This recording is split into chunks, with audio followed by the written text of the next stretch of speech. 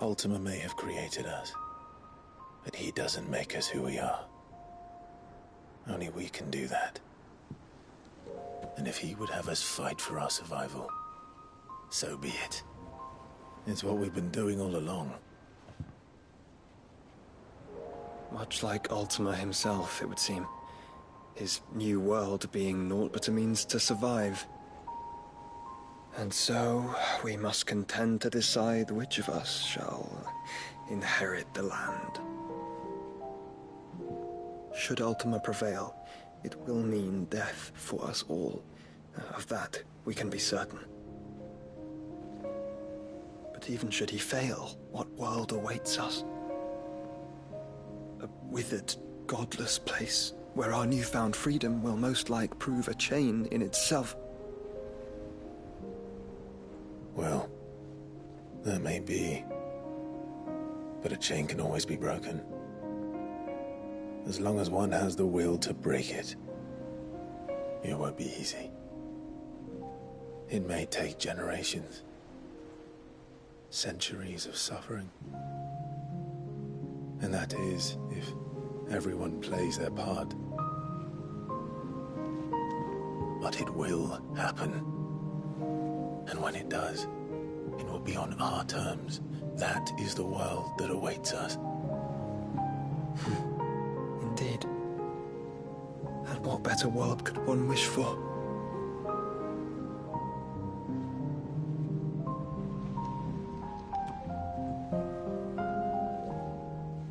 But first, we have to reach that crystal.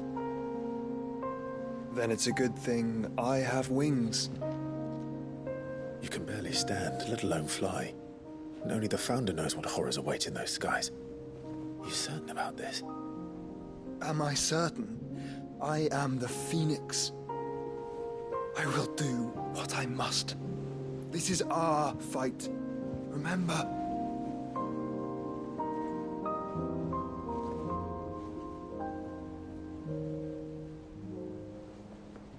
All right. I yield. But only what you must, yes? I'm still your sworn shield. That you are. And what of my wings? Lest you forget, you go to stand against a god. I would not have you succumb to fatigue before the fight begins. Ifrit, your brother mentioned that some few of the dominants who had lost their power to you were still able to prime. Is that true? It is. But their icons no longer submitted to their will.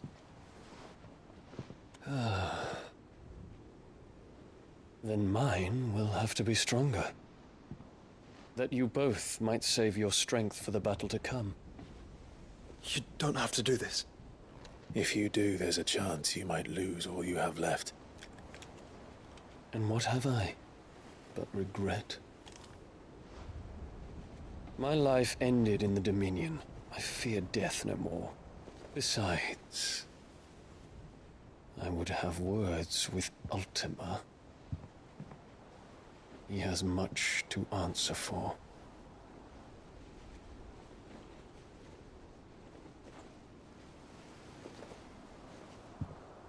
We are in your debt, Dion.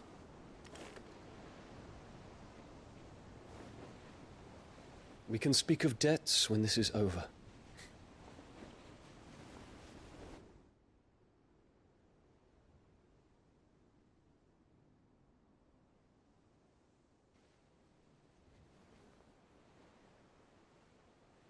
He speaks the command, he knows he's not coming back.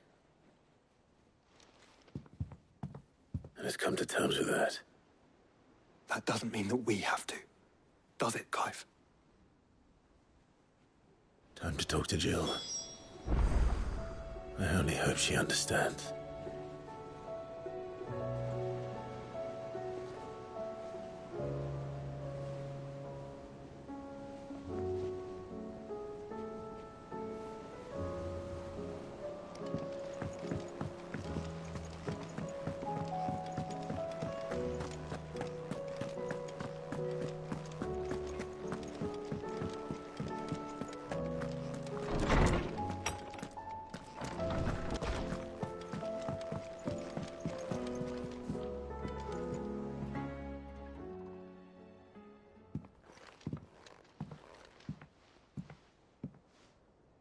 Come to wish on a star. That might not be such a bad idea. This is it, Jill. You know what I have to do. Why I have to do it. There's no turning back now. This is where our journey was leading us. Where it will end, for better or worse. I could pray to Metia for you. But you'll be all right, won't you, Clive? You always are. I did promise we'd watch the moon together. I'll be waiting.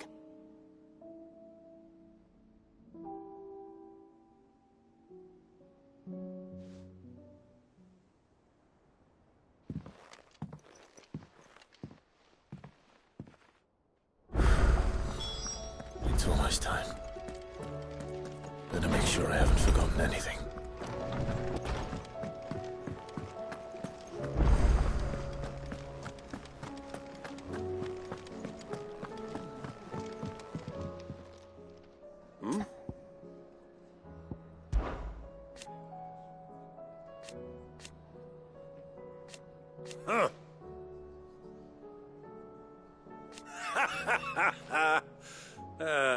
Thank you, Uncle. As for down here...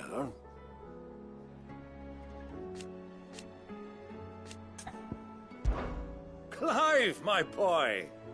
Rutherford informs me that we owe you our thanks. Hadn't intended for you to get involved, but such are the times we live in, huh? I would have done the same for anyone else. You're far too modest, Clive. You'd make a terrible nobleman. But tell me, is the realm truly in as dire a state as Rutherford suggests? From what little I saw, you were right to be worried. I suppose I should have expected the worst. But I was rather hoping the great and good of the realm might have things a little more under control. Alas, it seems that firm leadership is in short supply these days, and without it, the people are bound to lose their way. We must move quickly. But where do we start? True, the challenges that face us are many, but in my estimation, there are two key areas to be addressed before any other. The realm's armies and her larders. As you've seen firsthand, it's every man and woman for themselves out there. Certain cities have banded together to try and maintain some semblance of order, yes, but such cases are few and far between. And yet, the only remedy for the chaos that faces us is unity. A unity that transcends even the borders laid down by our ancestors. In short, if Storm does not stand together, she will fall apart. But how would one even begin to unite the realm? The armies, my boy. As I told you already, we begin by restoring order among the ranks of those sworn to maintain it. Sadly, I doubt I could convince even the lowliest gaggle of privates to dig a latrine together. But I do know someone the High Commanders have been known to listen to on occasion. Field Marshal Eugen Havel. I thought he was retired. He was, until an Akashic army tore through Randalar and killed most of the rank and file. There is no man alive more capable. Literally. And as luck would have it, I've already spoken with him on the matter. Of course you have. And he's agreed to help. On one condition. That he first speaks with you personally. Havel has always been a man of frustratingly rigid principle, and he has certain qualms about clasping arms with, well, with an outlaw.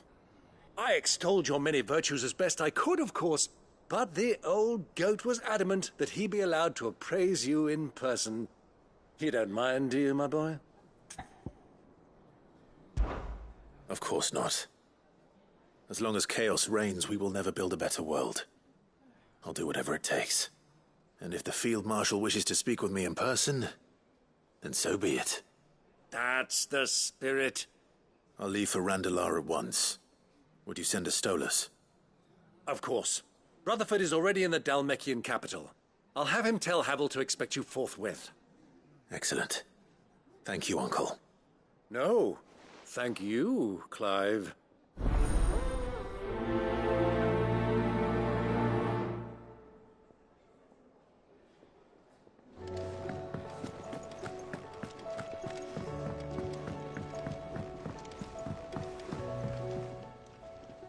Ah, Clive. This is it then, brother. Indeed.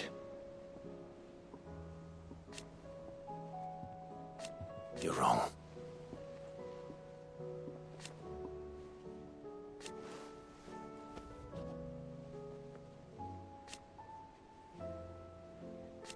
Of course. Joshua, what's wrong? And don't say nothing. It's... not nothing. I've received word from Cyril. The Undying have found Father's will, or something akin to it. His will? How? Where? In the crypt beneath Rosalith Castle.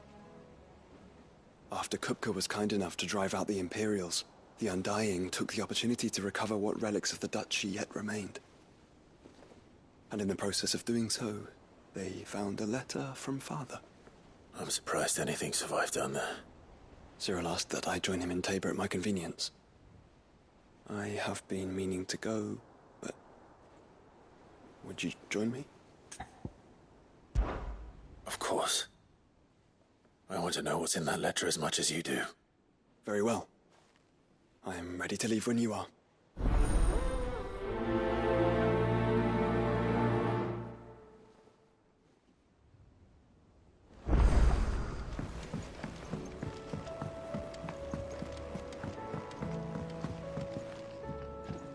Sid, do you have a moment?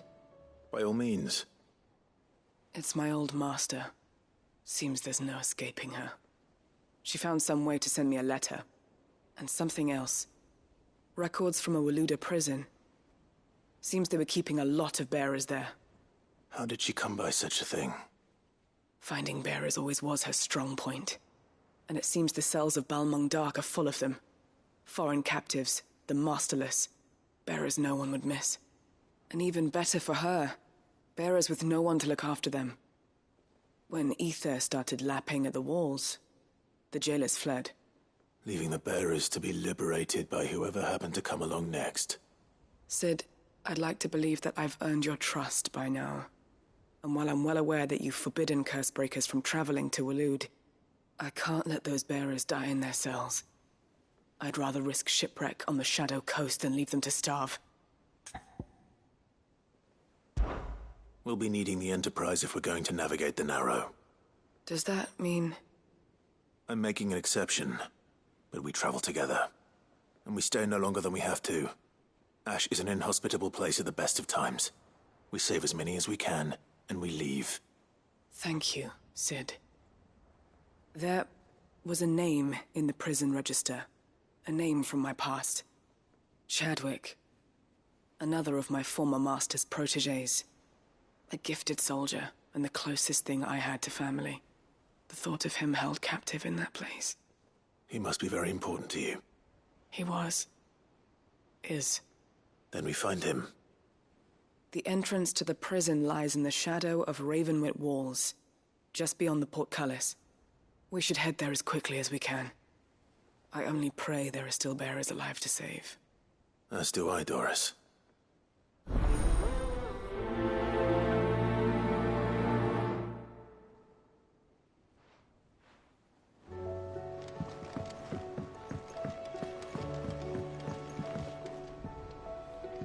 Sid, I was wondering if you could help me.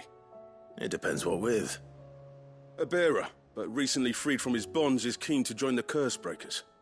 As you know, the work we do is not easy, which is why we test every volunteer's suitability.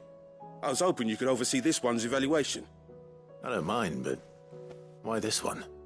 Because he wants to be a scout. Our ranks are filled with men and women capable of breaking chains and putting slavers to the sword. But scouting, we're few with the nose for that, which is why we still rely so heavily on Gav. And since he accompanies you on so many of your missions, I thought you might be better placed to recognize the traits in him that we should look for in those who'd fill his boots. Sounds reasonable. So you happy to oversee the boys' test, then? One can never have too many scouts. Truer words, Sid. I'll let the initiate know that you'll be attending his trial, and that he is to proceed directly to Northreach in readiness. No time like the present, eh? No time like the present. I'll await you there.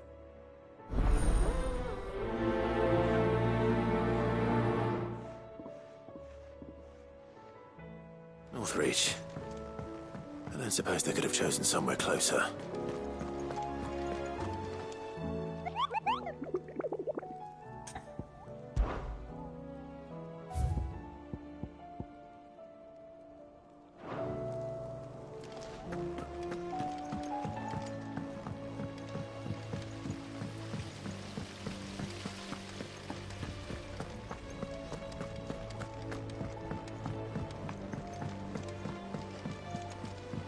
What do you think happened to Miss Mid?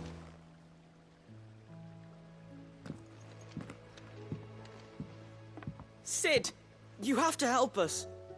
With what? You didn't take apart another of Mid's contraptions, did you? No. Well, yes, but that's not what we want to talk to you about. It's Miss Mididol. She's been acting strange. Very strange. She's barely ever around. When she is, she acts like we aren't even there. Her head's in a crowd. In the clouds. That's what I said, in the clouds. Well, she does have a lot on her mind. When did you last see her? Not long ago. Right after she got back from saving you from Stonear. Then it's probably just about the Enterprise. It did take quite a battering on the way there and back. You didn't break it, did you, Sid? You really should be more careful around Miss Mididol's inventions. Don't listen to her. Even if you did break the Enterprise, you could put it back together, couldn't you? But who's gonna put Miss Mididol back together? She seems really sad. Why don't I go and see if I can cheer her up? You do that? For us? She's in her dungeon. Don't scare him. It's not a real dungeon. Thanks for the warning.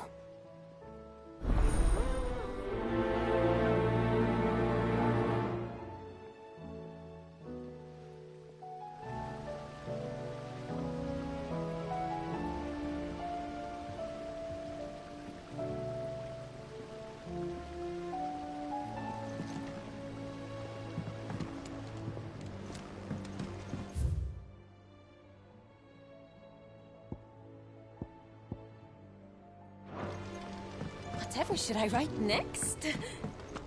A love story, perhaps? But with a happy ending, of course.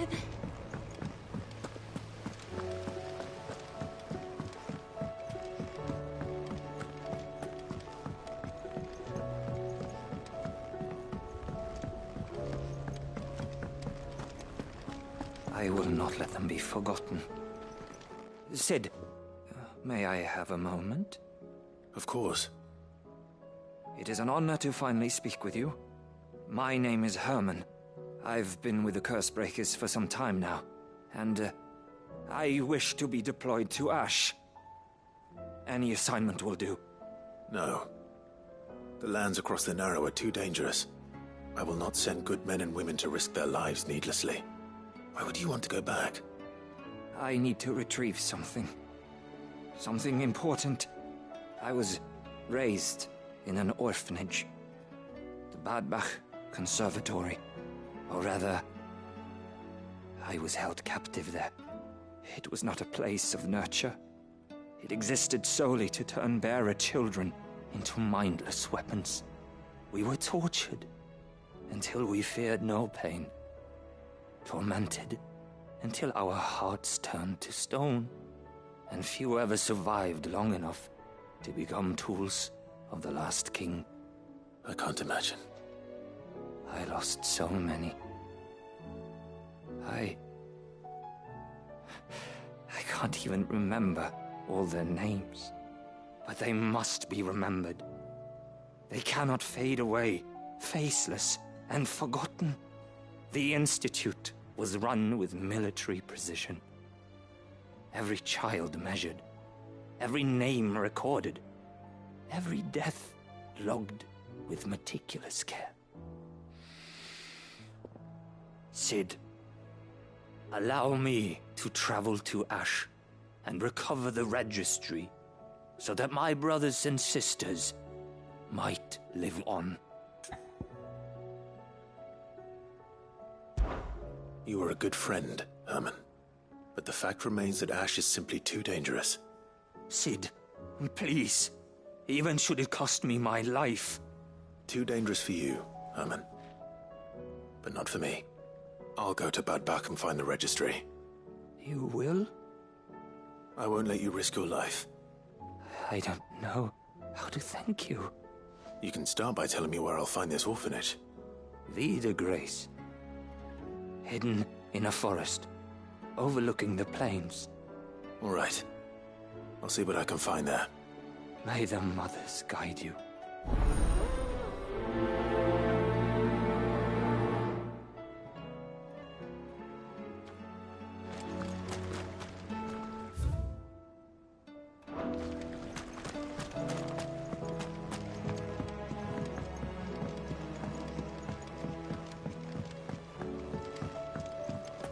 Has Midadol mentioned a new project yet?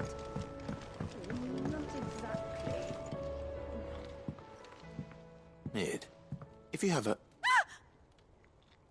That's it! I knew it! The answer was right here under my arse all along! If this doesn't steer to the skies, nothing will! To the skies? You aren't trying to give the Enterprise wings, are you? What else would I be doing? The children seem to think you're avoiding them. They're worried about you. Is this really so important that you need to shut yourself away from everyone?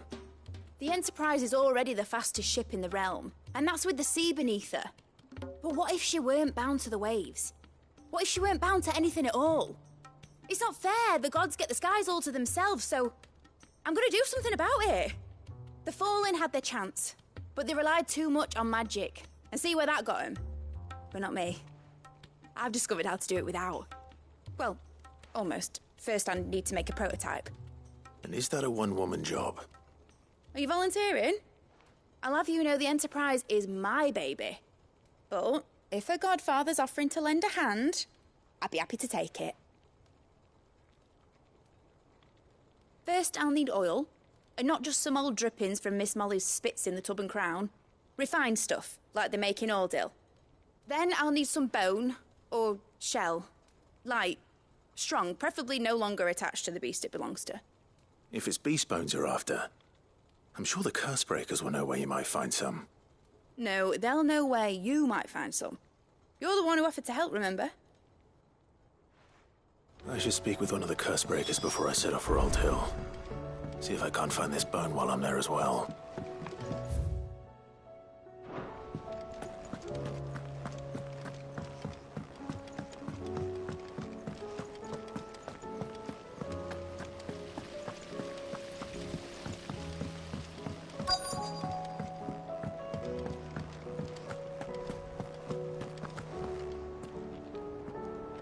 All right, Sid.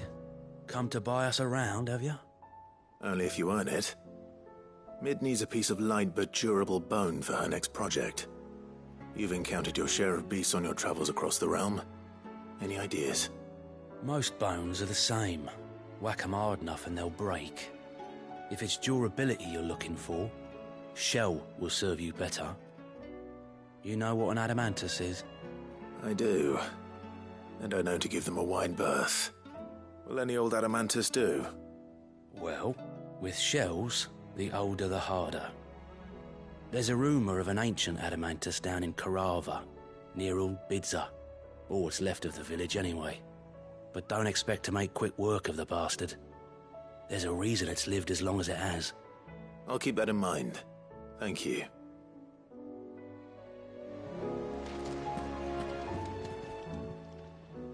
Fancy a look at the list, do you?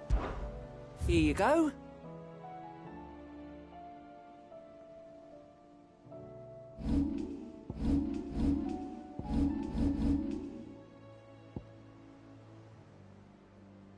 Always something in there.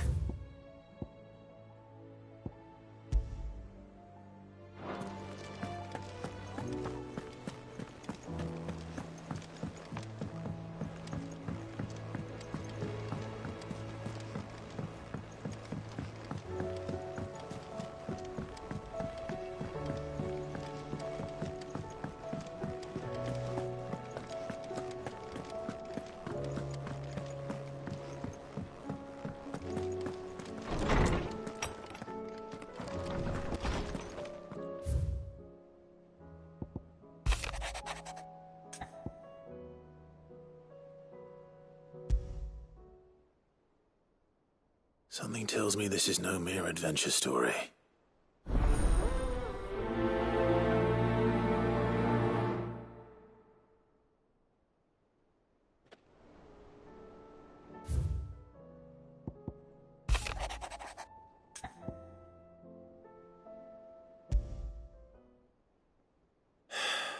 What is it this time, Torgal?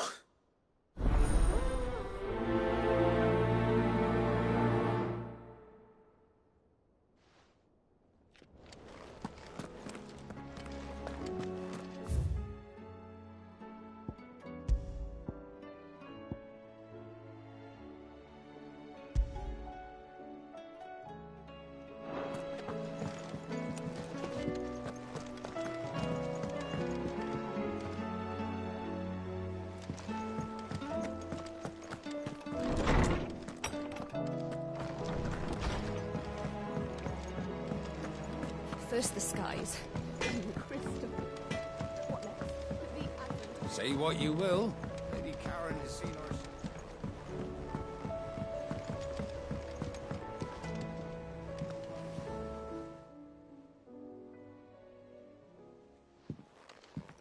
Pining for something, boy. What is it? What do you see out there?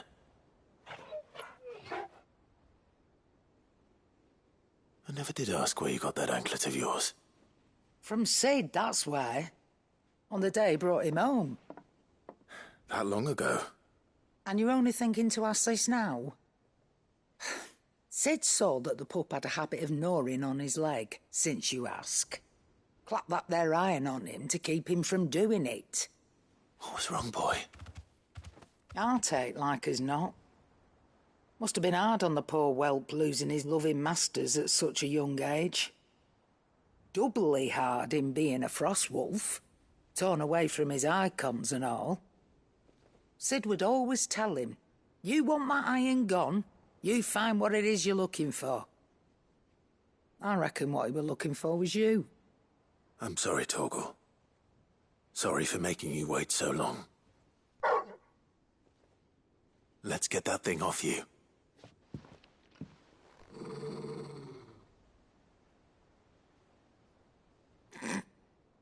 Doesn't sound like he wants it off. Indeed. You miss Sid as much as the rest of us, don't you?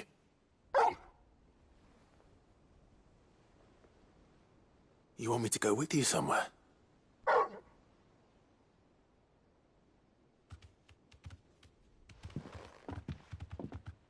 Quick, aren't you? Glad you've been paying attention. Not nearly as much as you have, Lady Karen. Aye, good thing and all. It's not like Gav would have kept him in nuts and rubbed his belly these past 10 summers. Your kindness is appreciated. You've been a good friend to him. Only because he doesn't talk back like the rest of you. Go on now.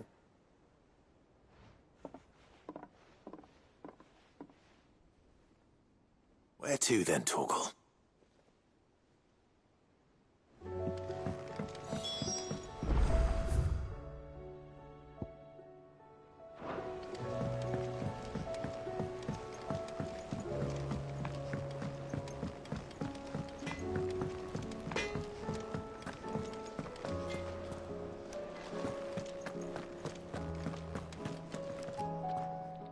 right, Torgal.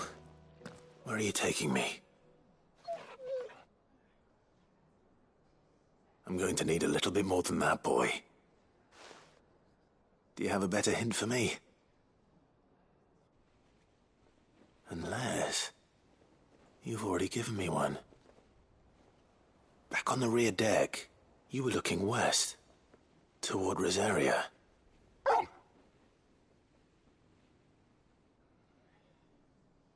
Why don't we try the rookery?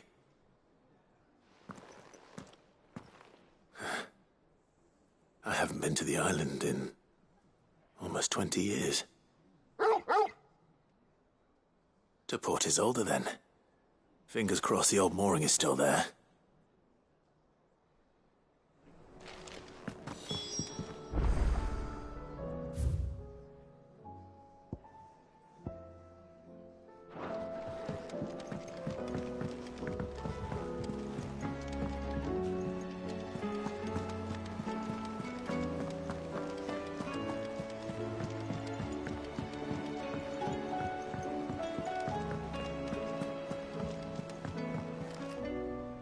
Vivian, I read your note, and I'd be happy to help you find the book you're looking for.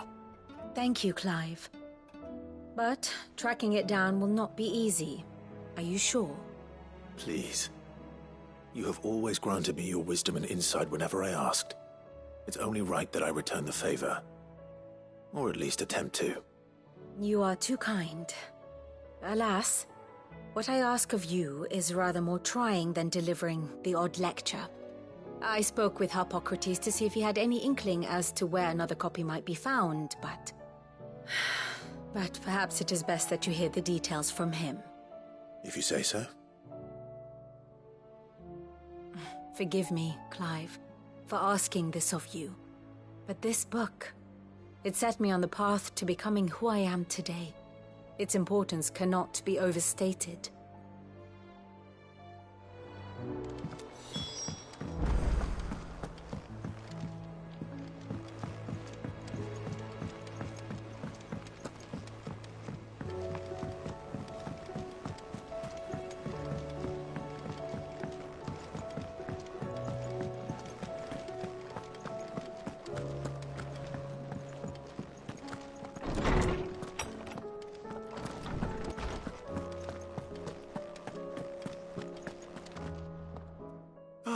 Clive, my boy.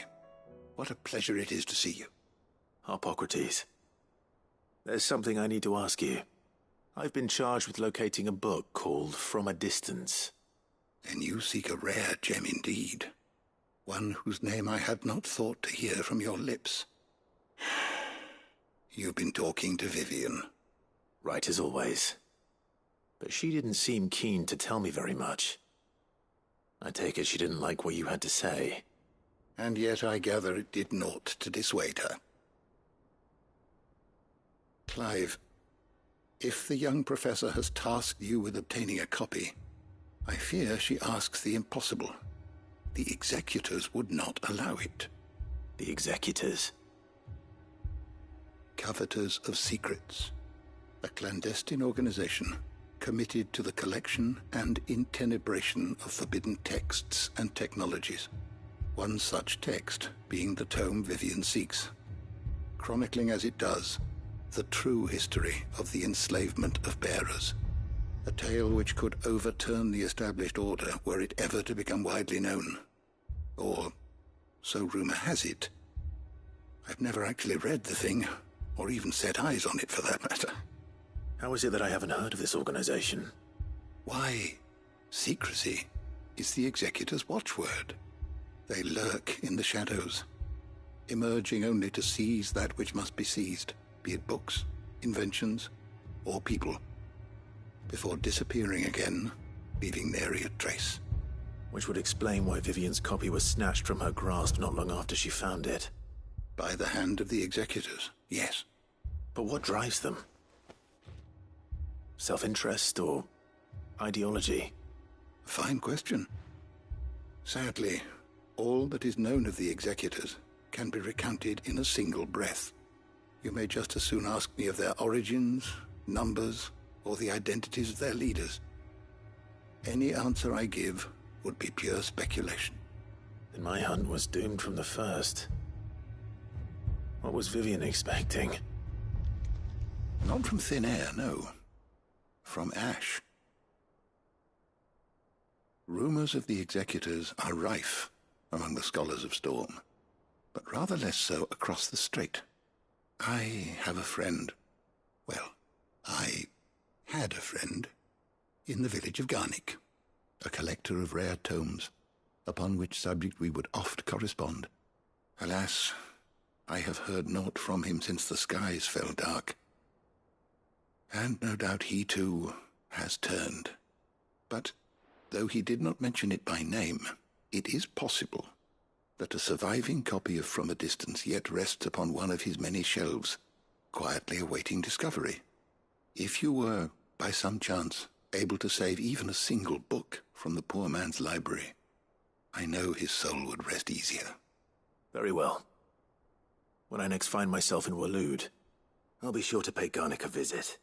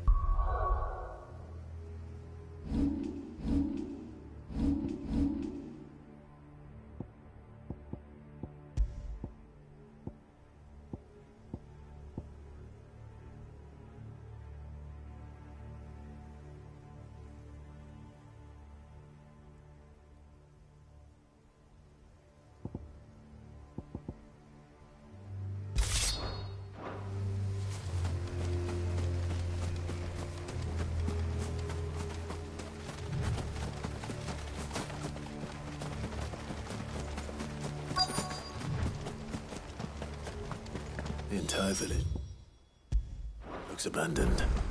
Now, which house would a bookworm live in?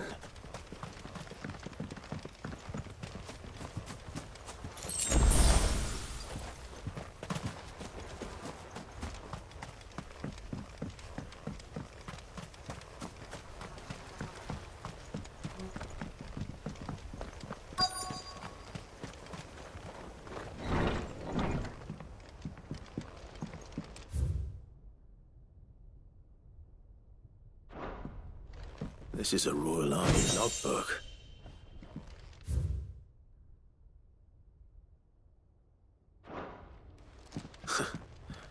His interest was certainly there.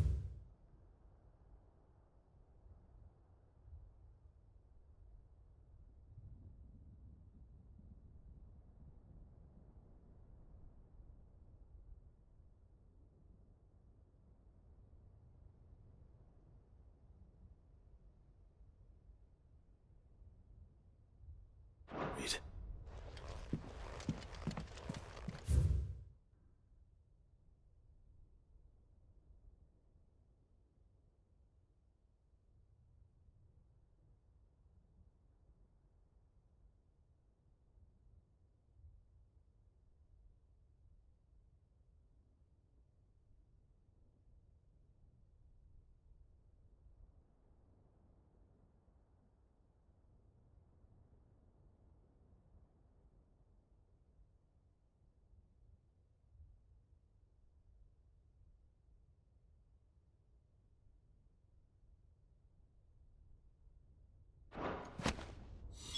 This is it.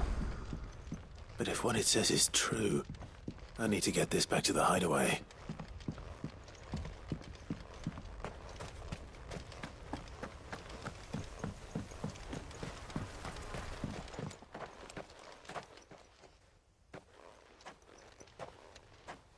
Leaving so soon, stranger?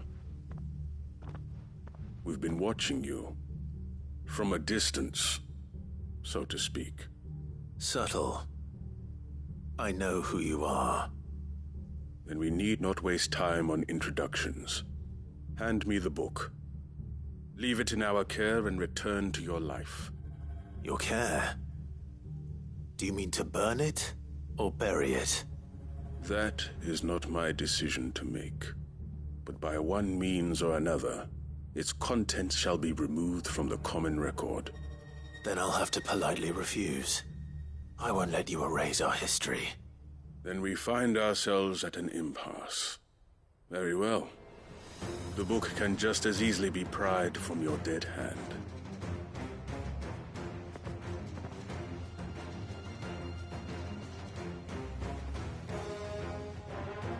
Let's see, shall we?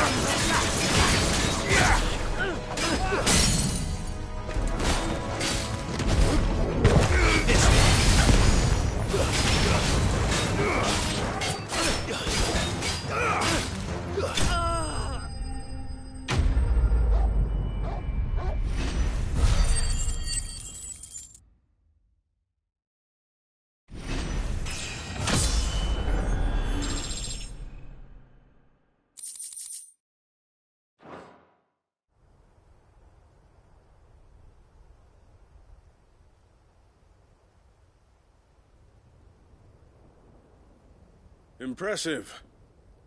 But we have other means. We shall claim the book yet. Why do you want it so badly anyway? It lays out in no uncertain terms the vanity and avarice of mankind. It tells the shameful history of the persecution and oppression of a gifted few by a giftless many.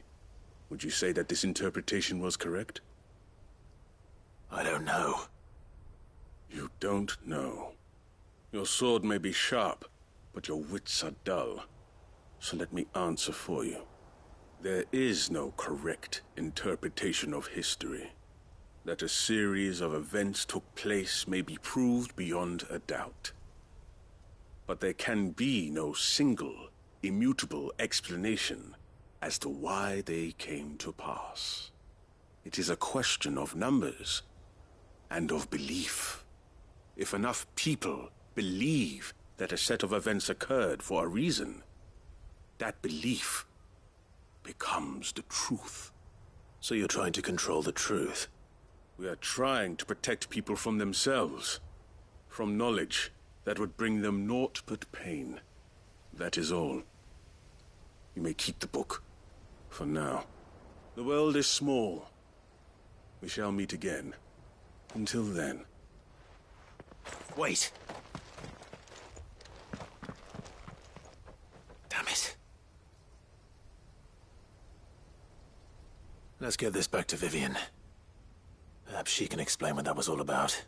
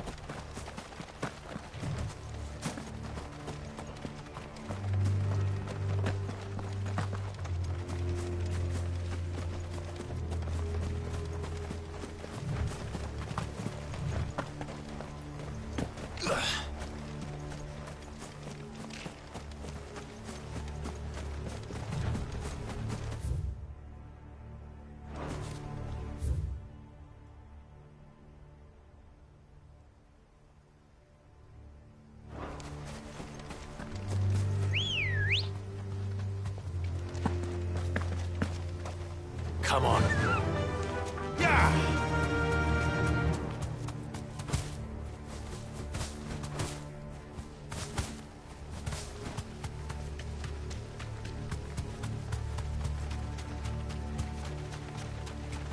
All right.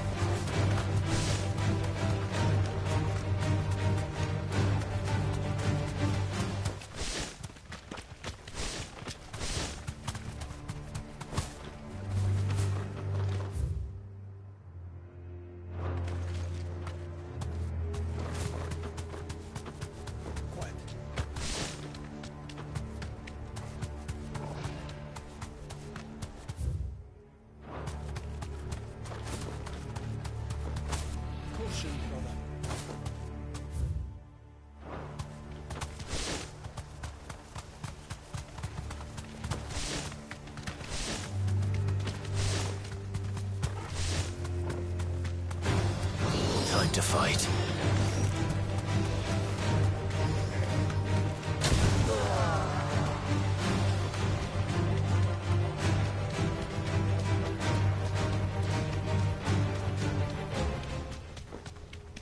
Doris is waiting for me near Balmung Dark. The longer she's out in the open, the more likely she is to be found by a Kashik. I need to hurry.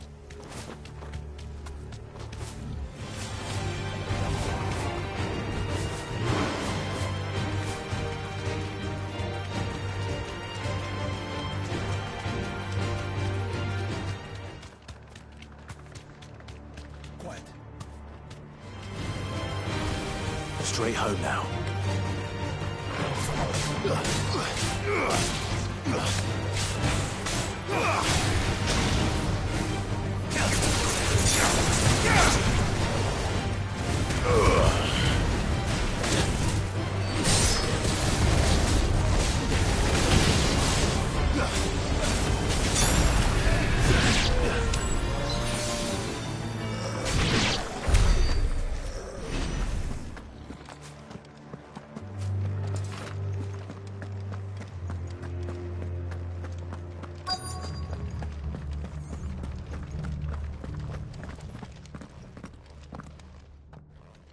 There were no guards, I take it? None manning the gates, no. It's a different story inside, though. The corridors are crawling with Akashic. Most likely guards left behind when the wardens ran. If Chadwick was being held here, I worry that he may already be. Don't give up hope just yet, but let's move quickly. Let me check the ground floor. The ether's stick is there. Then I'll search the upper level. Good luck, Sid. Stay safe.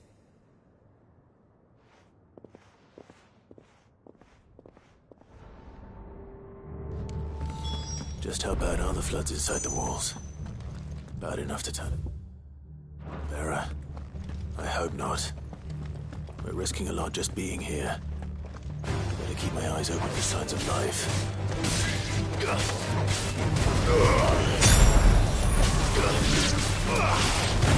Over here! Down, Corvo!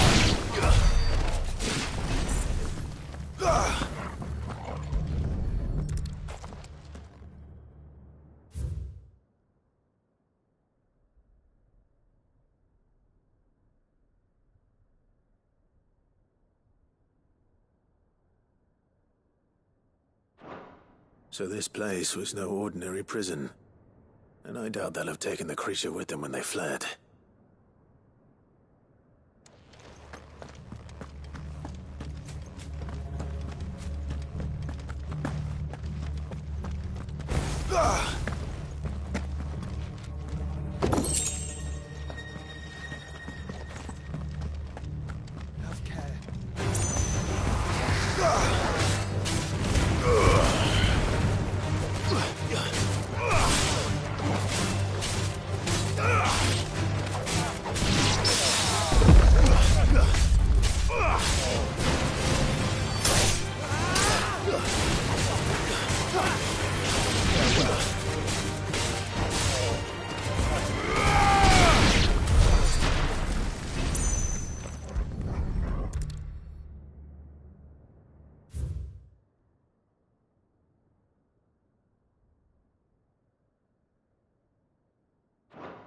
Minimal loss if we're looted lives.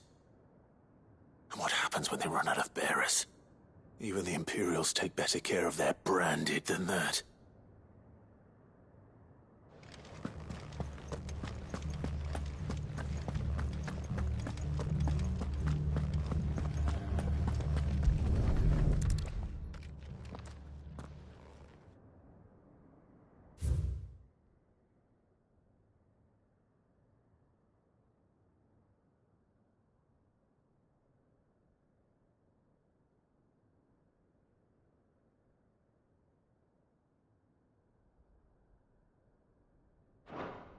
They were feeding bearers to it. This is even worse than I'd feared. Nothing but Akashic down here. Hopefully things are looking better upstairs. I should go and see how Doris is getting on.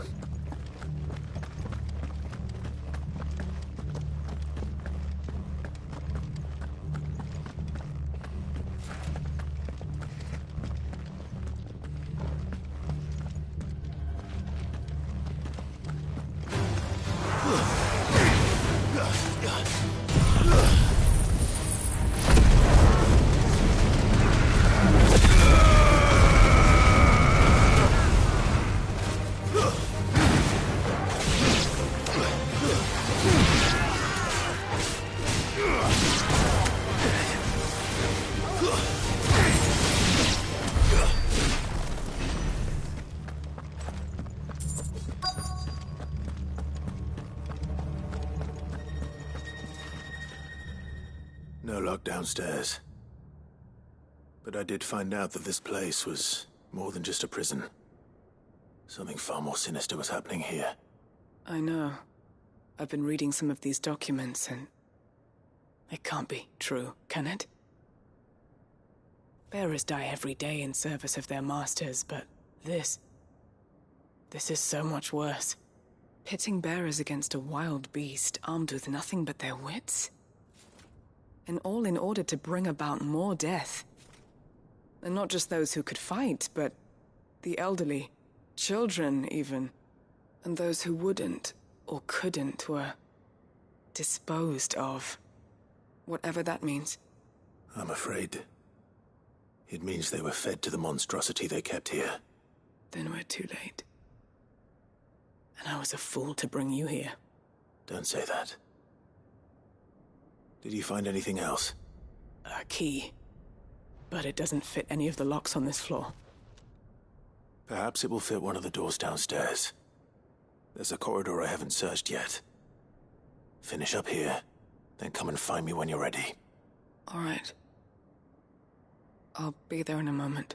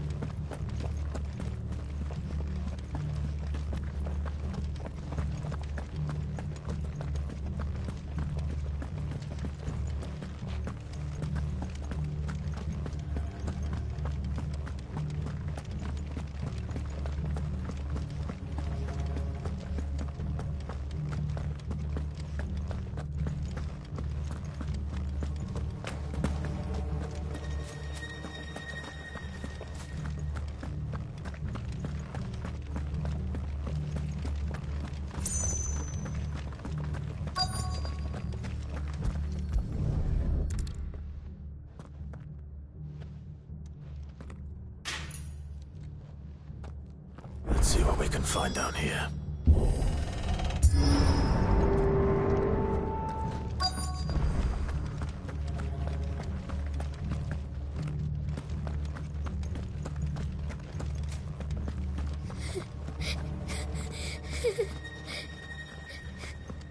A survivor. And she sounds close.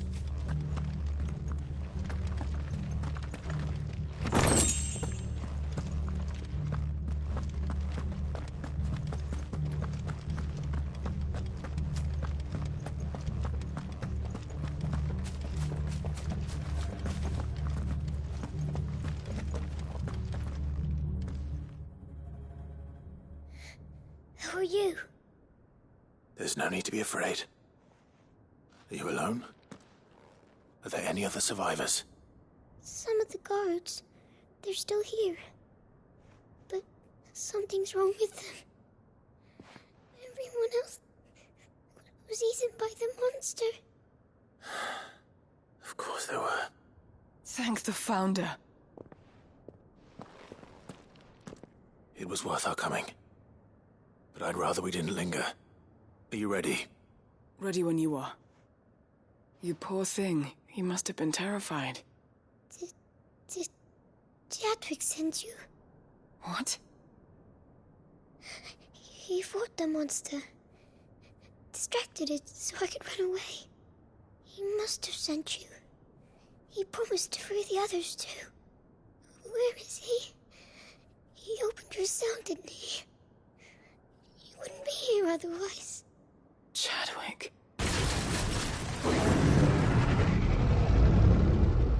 Was that? Monster's back! Chadwick, help! We have to get out of here. Doris, keep the girl safe. All right. You put that bearer-eating bastard in the ground. It's out there waiting for me. I can't let it live.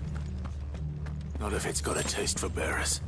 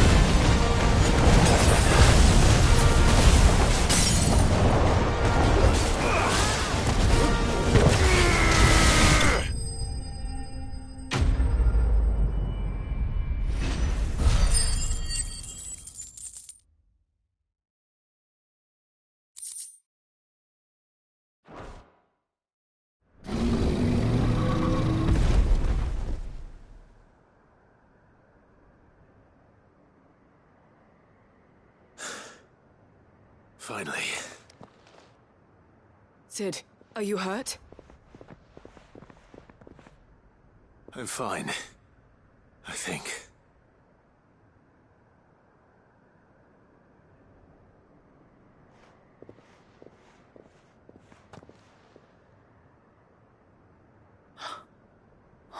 No. What is it? A diary. I gave it to Chadwick before we went our separate ways. He was here. Do you think that creature? I'm sure he fought bravely to the last. The girl is safe thanks to him. Chadwick. You fool. Come on. We have to get her back to the hideaway. We don't want his sacrifice to have been in vain. No. Of course not. I'll see that she's looked after from now on. It's the least I can do.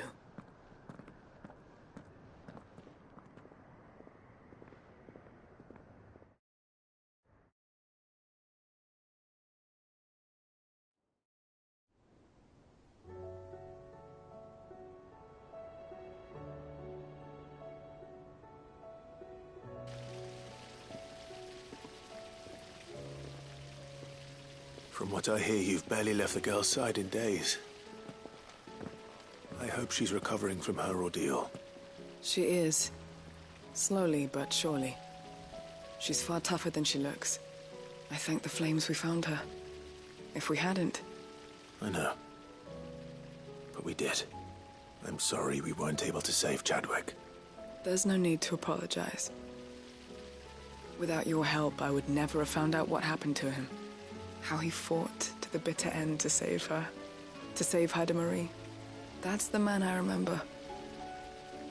The man I thought of as a brother. I wish I could have met him.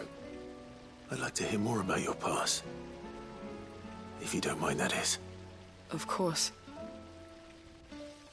You already met my former master.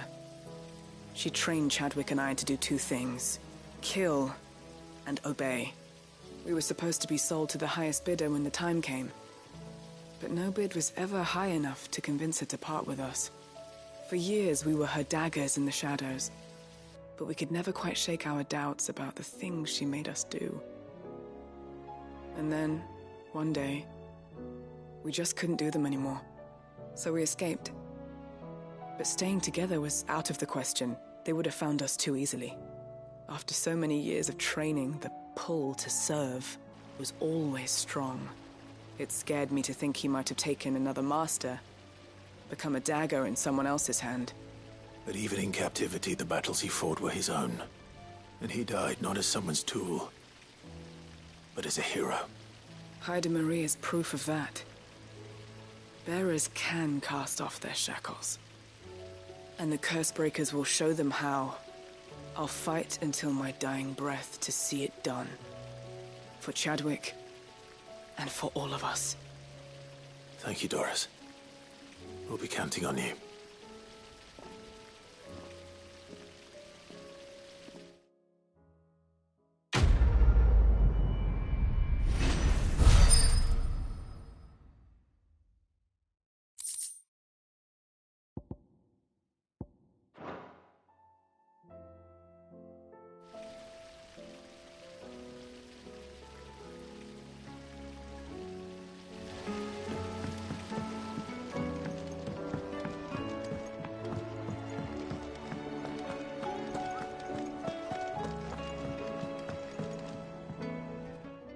Vivian. I found it. The book you lost.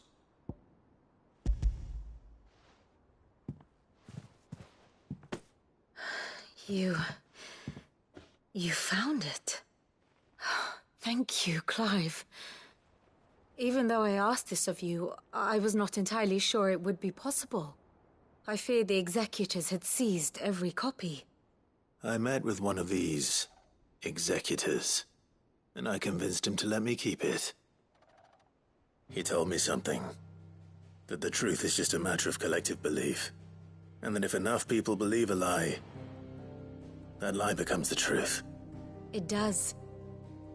But it also means that the truth is not immutable, that it can be changed, provided that those who wish to change it can convince enough people that their perspective is the correct one. As the sad history of the bearers proves. You said that the book inspired you to become a scholar. It did. Or its author, rather. She was a heretic, you see. A firebrand and a dissenter. A gallows stood ready for her in every corner of the realm. And by shunning society, or perhaps being shunned by it, she stumbled upon a truth so potent that an entire realm trembled at the prospect of its utterance. I, too, have always felt somehow set apart from the world of men. A stranger to my own species. She taught me that my solitude was not a curse, but a gift. And that, though my journey to the truth might be a lonely one, what I found at my destination would be more than worth the cost. Do you still feel that way? That you're not one of us? Honestly, I'm not entirely sure anymore. Since coming to the hideaway, I find my thinking somewhat clouded. Perhaps the result of studying mankind from a rather closer perspective than I had intended. But the more I study, the more I find value in this perspective. In looking not from the outside, but from within. So if you'll permit me, I'd like to continue my work here. Remember, Clive, when enough people believe, belief begets truth. Give the men and women of this benighted world the gift of truth. Make them believe in you, as I do. I'll try, Vivian. I'll try.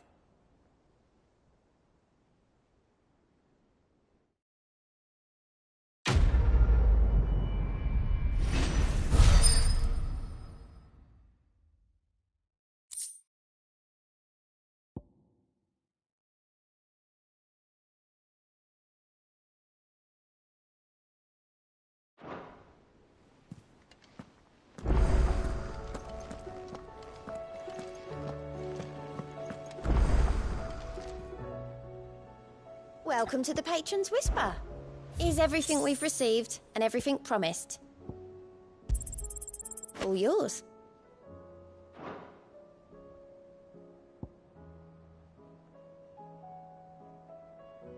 All done?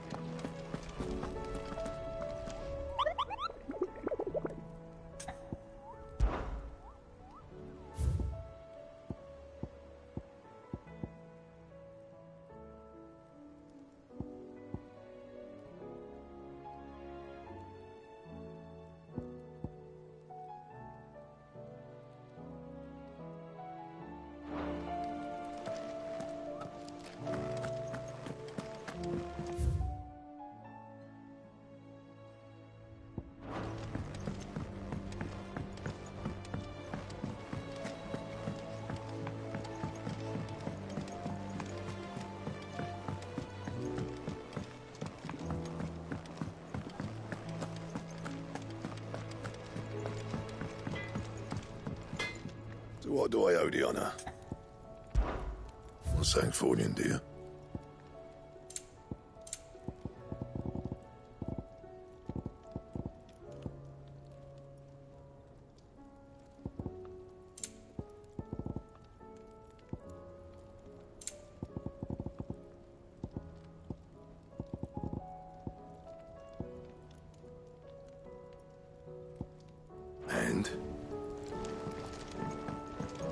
First the skies, then the crystal.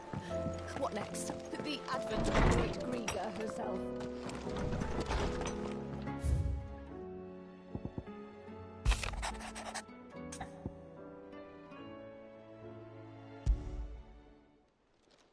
It's usually me making demands of Hippocrates.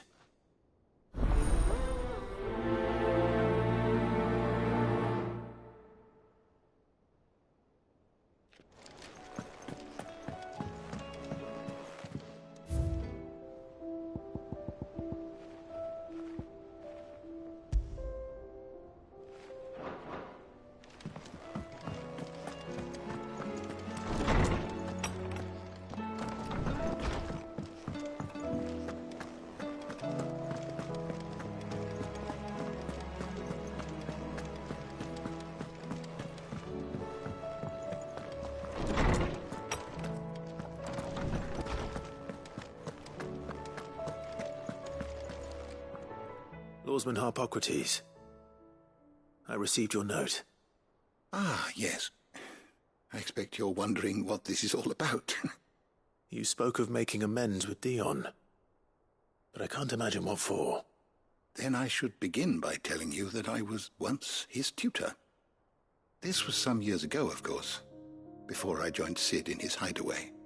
At that time, I was counted among the foremost scholars of Oriflamme, and was accordingly invited to the palace to supervise the young prince's education, all to ensure that the future emperor had a firm grounding in, well, everything an emperor should.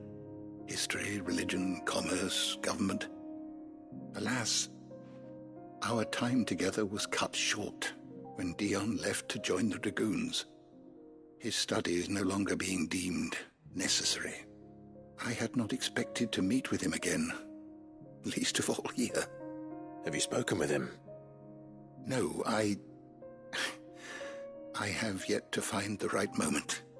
His Highness always seems so preoccupied, especially when alone. I would not wish to disturb his ruminations with idle words of greeting, not when I know he dwells upon the evil Ultima had him commit in the Dominion. The guilt weighs heavily on him, I know. But as you say, that was Ultima's doing. Surely you can't blame yourself. When I first met him, it was not guilt, but his people's expectations that weighed heavily upon him, and I did nothing to ease that burden.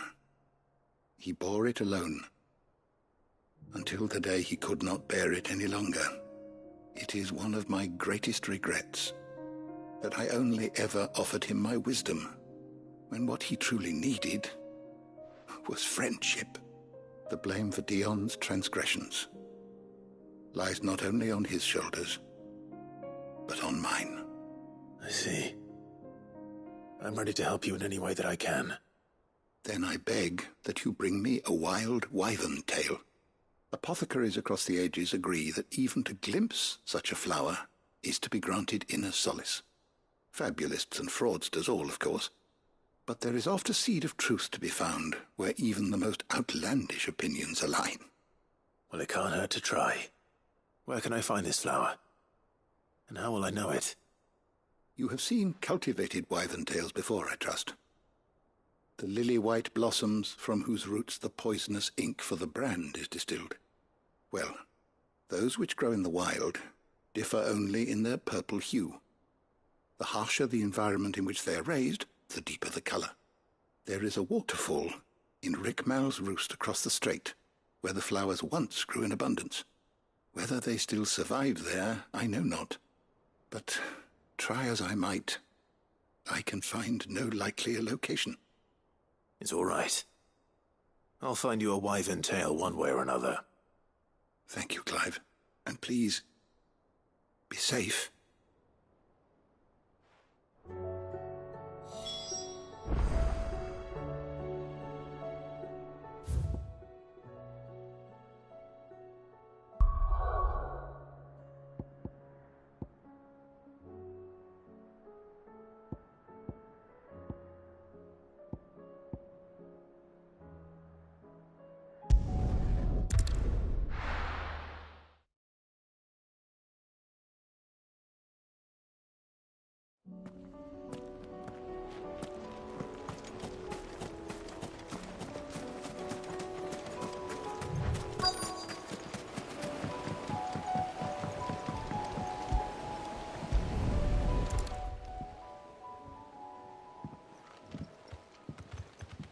It's still here.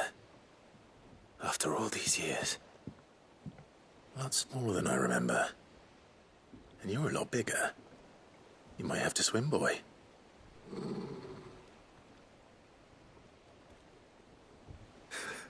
I wasn't being serious. You two go on without me. I doubt that boat will hold a third. If you're sure, we won't be long. Hop in, boy.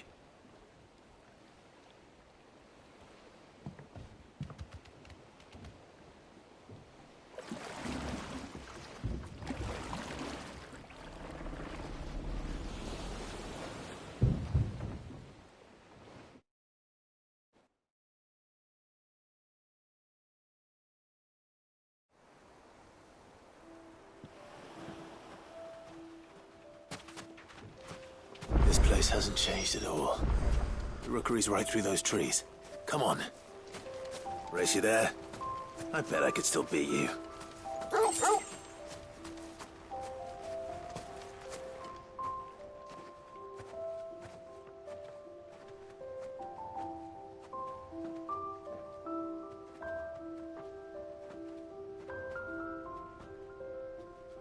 Here we are. This was our hideaway. Wasn't it, Torgal?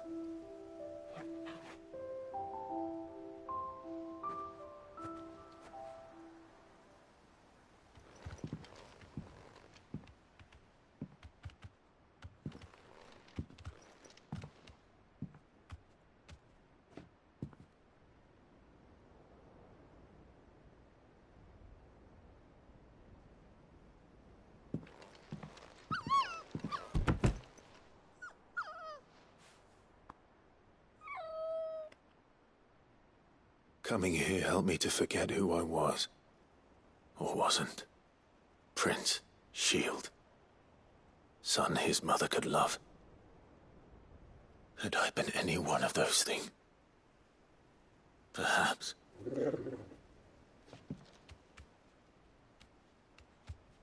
What is it, boy?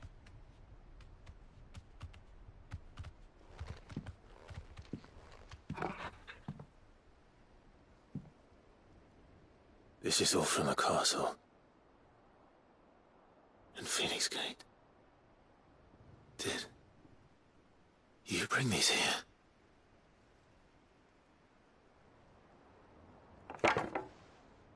My sparring sword.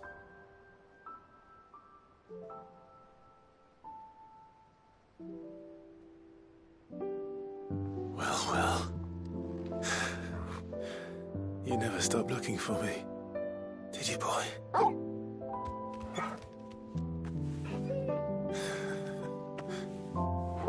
Thank you, Torgal. For never giving up. For never forgetting.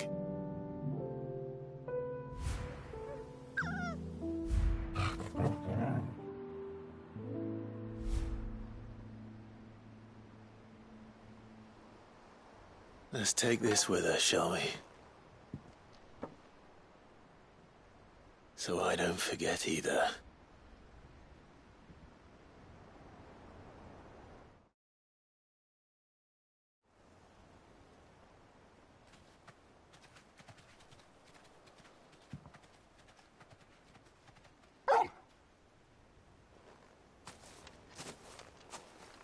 That's not the way back to the boat, Torgal. All right. I'm coming. I think I know where we're going.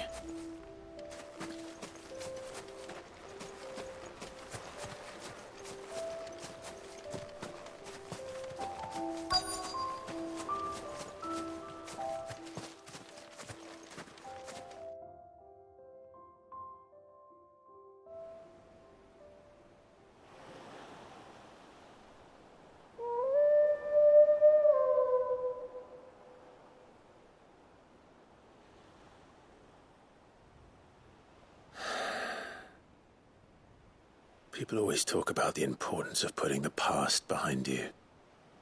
But without it, we wouldn't be who we are today. And we certainly couldn't steer our way to a better tomorrow.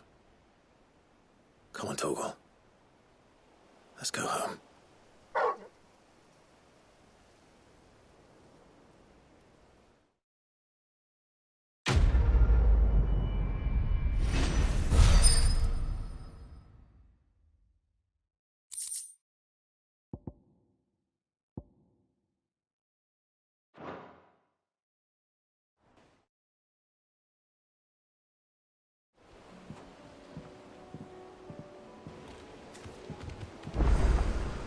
Sorry for the wait. We're ready.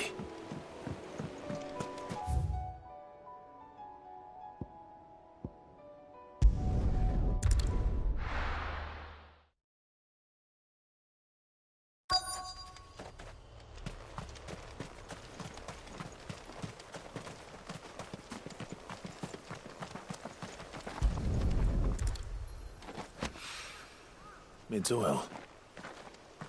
After what happened here, it's a miracle there was any left at all.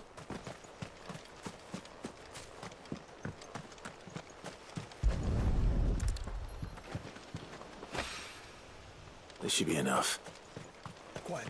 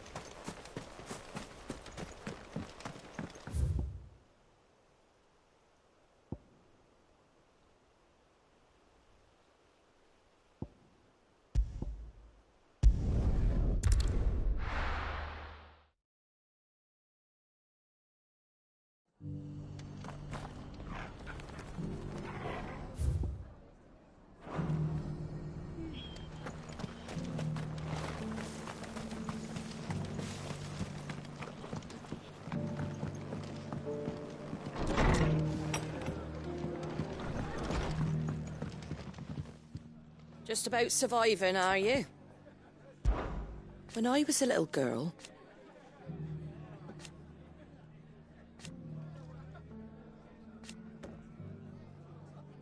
my grandmother, I swore then and there,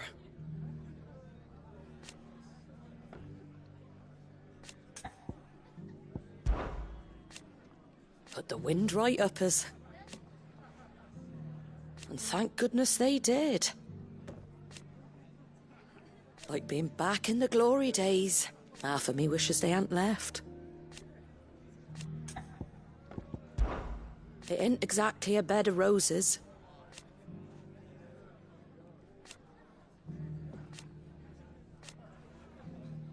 And that's just a start. You come back and visit, all right?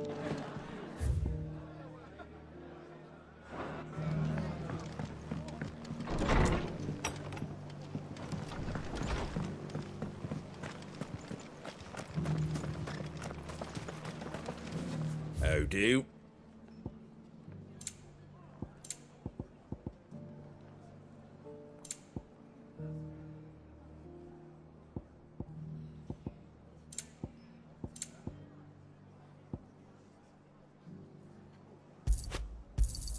Thanks very much.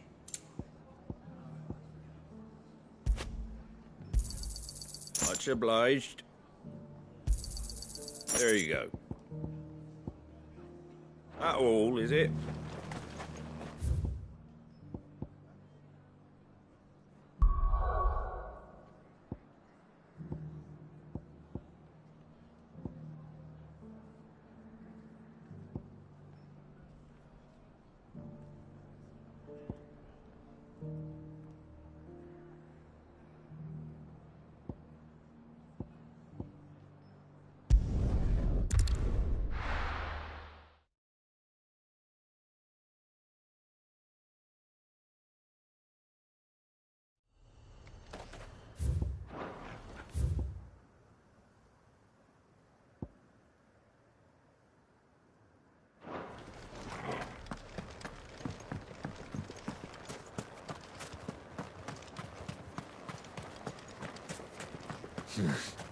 Not here.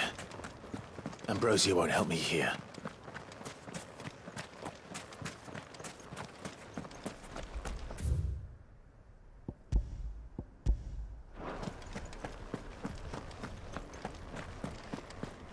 This is no time to ride.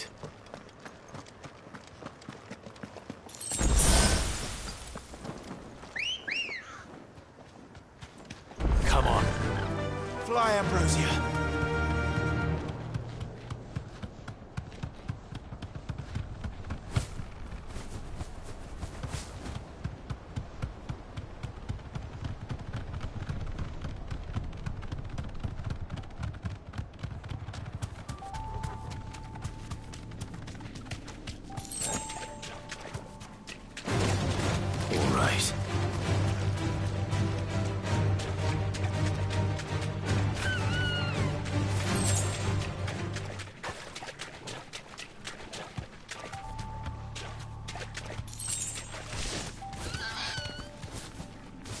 Seems this place has been flooded twice over.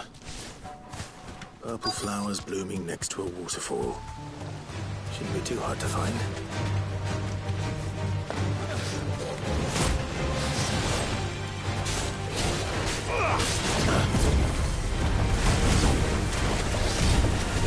Nice try.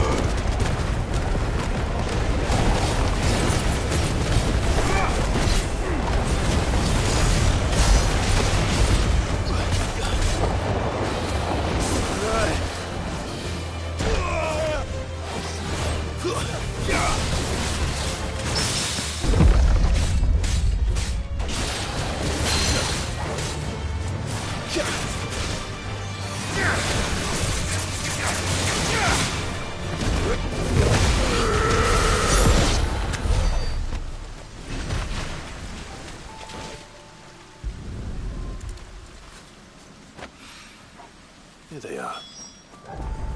Might as well pick enough for a bunch, I suppose.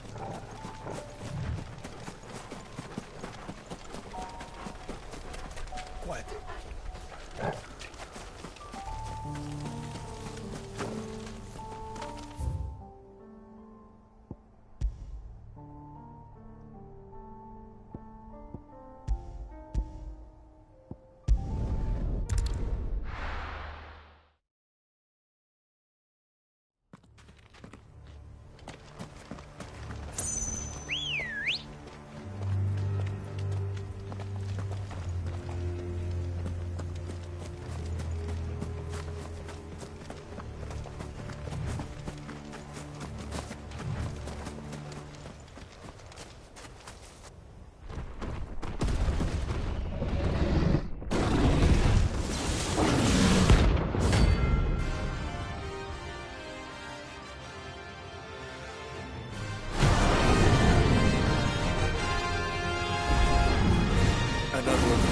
Guard dogs. What a specimen it is, too.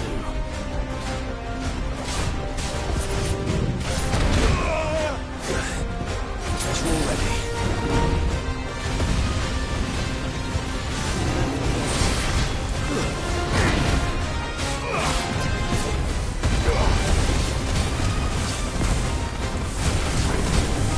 Nice try. Too slow.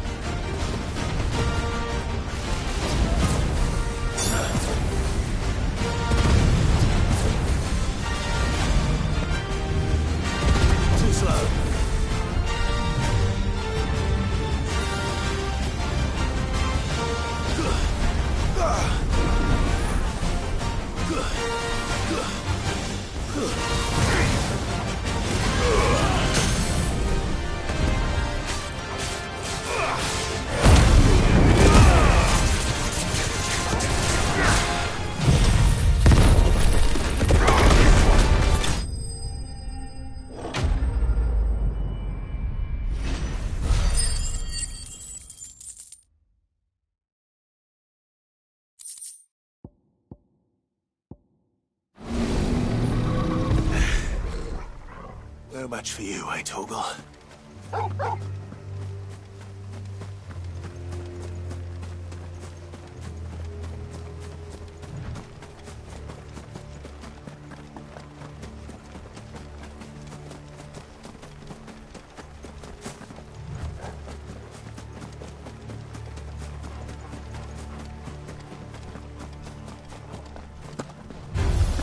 Courage, life.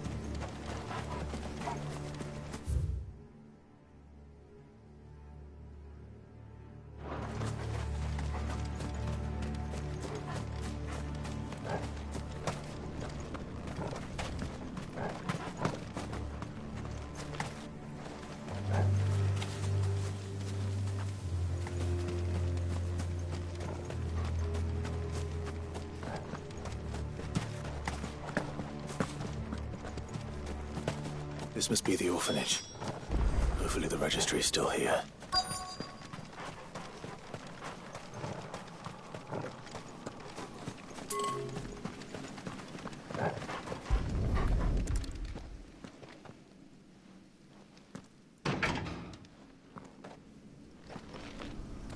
It's locked. I should look around some more before I start breaking down doors.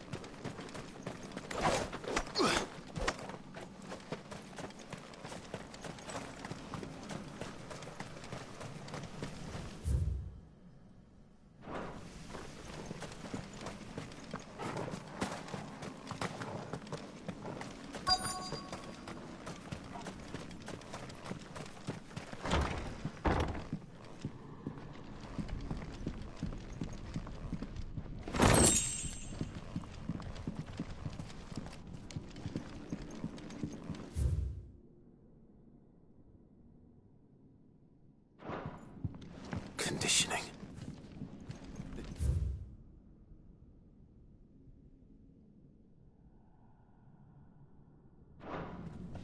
Disposed of.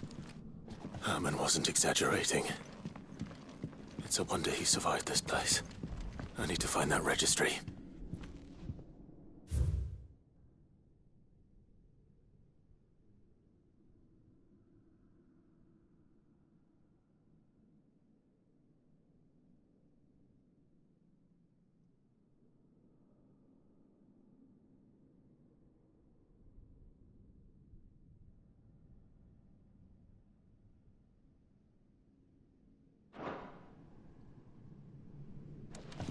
This reads like a suicide note. Did the director go through with his plan? There's only one way to find out.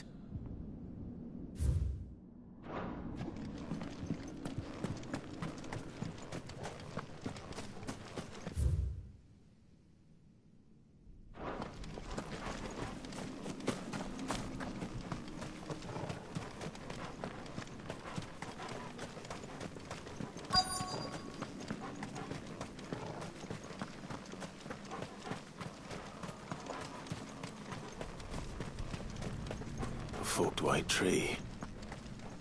This must be the place.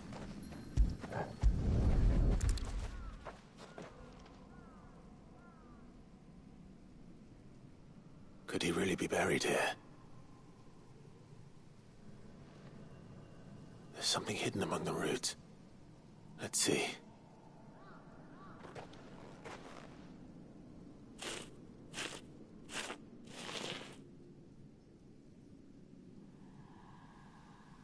This must be the registry.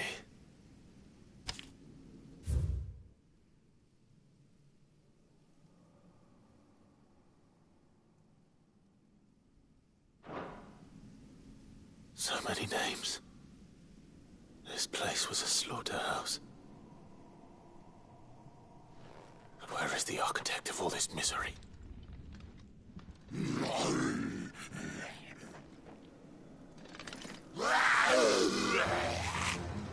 It was only a matter of time, I suppose. This place is cursed.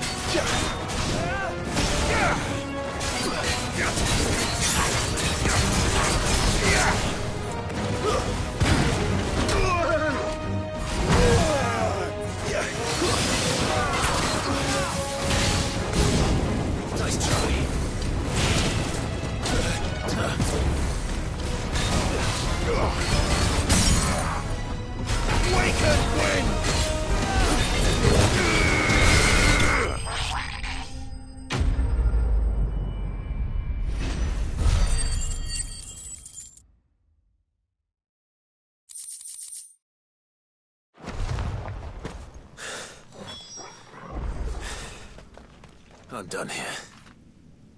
Let's get the registry back to Herman.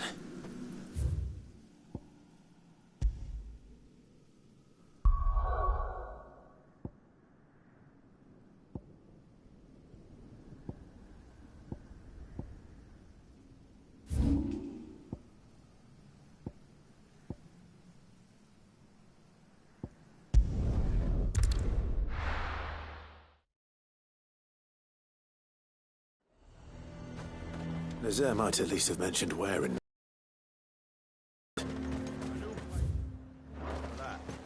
Who do you think?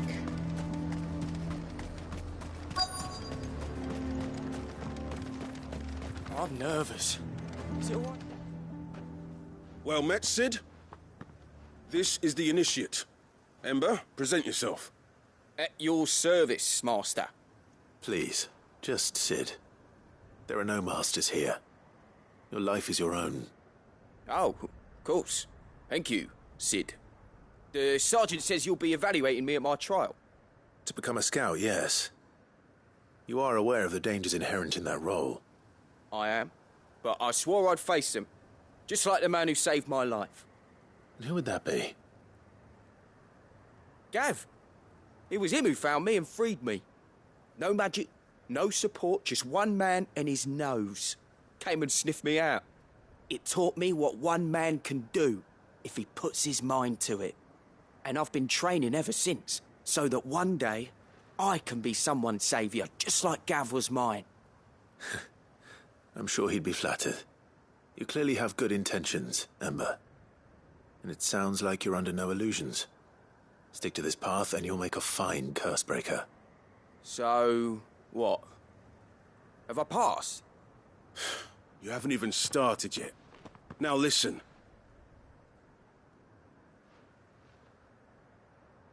Not far from here is an Imperial lookout, Eastwatch.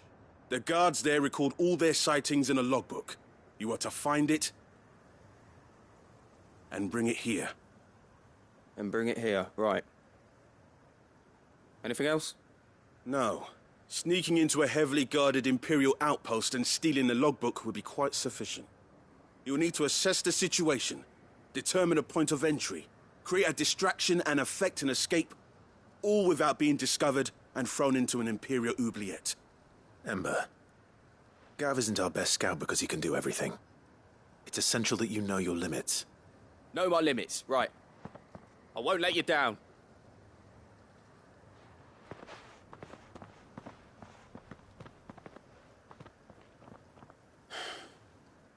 It shouldn't be as dangerous as I made out. But keep a weather eye on him all the same, would you? On my way. All right, Ember. Impress me.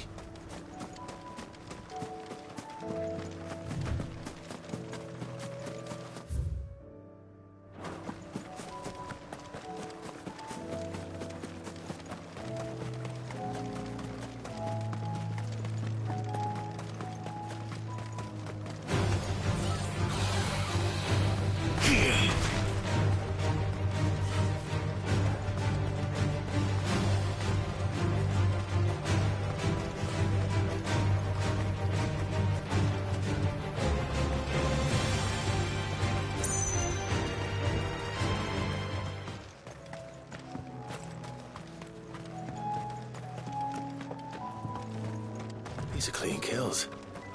Perhaps young Ember really is ready. Or maybe not.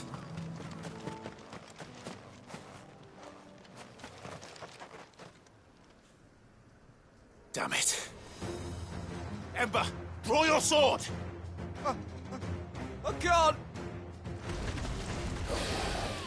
Then run! If you want him, you'll have to go through me.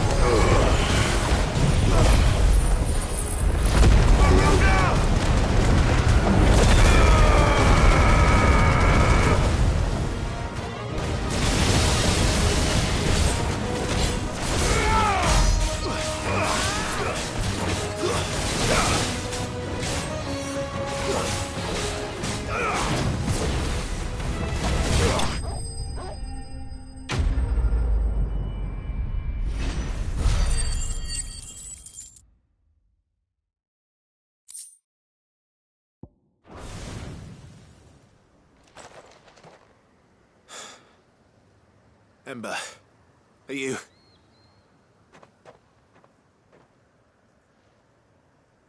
Gone. Of course. Scouts really are a rare breed. Back to Northreach it is then.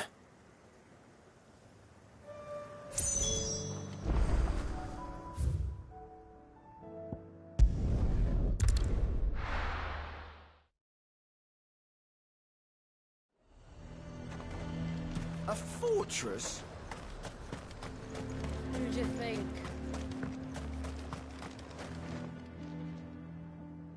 I didn't... Where is Ember? How did he fare? I thought I'd find him with you. He must have fled. I followed him to Eastwatch, where I found him being set upon by a wild Avis. He was just standing there. Didn't even draw his sword. I had to step in and take care of things. But by the time I had, he was nowhere to be seen. I assumed he'd set off in your direction, but apparently not. Oh, I'm sorry, Sid. I knew the boy had a nervous streak, but he seemed like... The right man for the job? I believe this is the logbook you tasked me with retrieving. Eh? How did you... Don't you tell me you breached the tower while Sid was busy saving your skin. What? Wasn't that what you asked me to do? To bring the thing back without getting caught? He has you there, Nazaire. And he did it all on his own. But Sid, he did what he thought was best. And now I have to decide whether I agree. Of course. We'll await your evaluation back at the hideaway. Don't you leave my sight. Yes, Sergeant.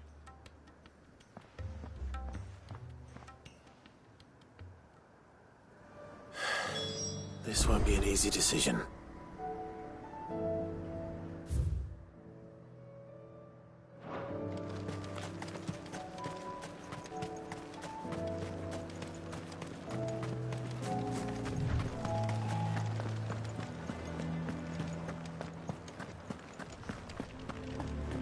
What does the dame have to say about all this, I wonder?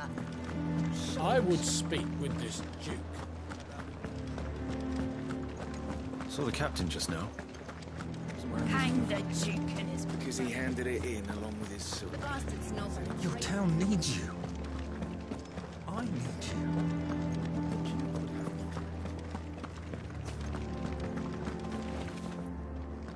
Do you have a moment, Clive? What is it? It's the Duke, unsurprisingly. His Eminence has assumed full control of the garrison and put every able-bodied man to work on the fortifications. The town was left all but unguarded, so Philippe was compelled to form a citizens' watch to fill the void. And though my dear boys have been characteristically willing to assist him in this, they want for bodies. So I was wondering if you would lend them your strength, that the people of Northreach might sleep easier. If only for a few nights. Of course. Whatever you need. Thank you, Clive. What would I do without you? Philippe told me he had men stationed at... Where can I find the mistress of this establishment? Here, my lady. To whom do I have the pleasure of speaking? My name is Sabine. And it is my displeasure to be the daughter of the Duke of Oriflamme, who I understand is causing you and your town no small amount of trouble. I wish to speak to you about what might be done. Very well. Let us speak.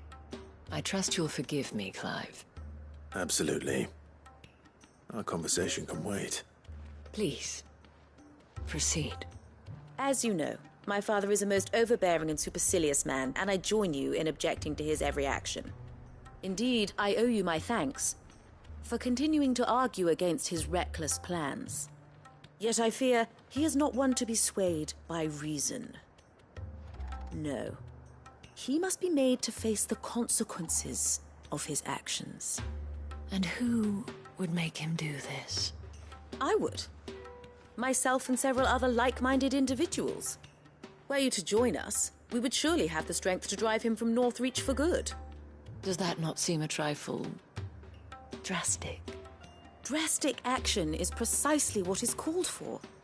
Unless you are content to see your people downtrodden and dispossessed. My father would have it that citizens exist only to serve the Empire. That they should be forced to make every sacrifice to ensure her revival. But he is wrong. It is not the people who must serve the Empire, but the Empire who must serve her people.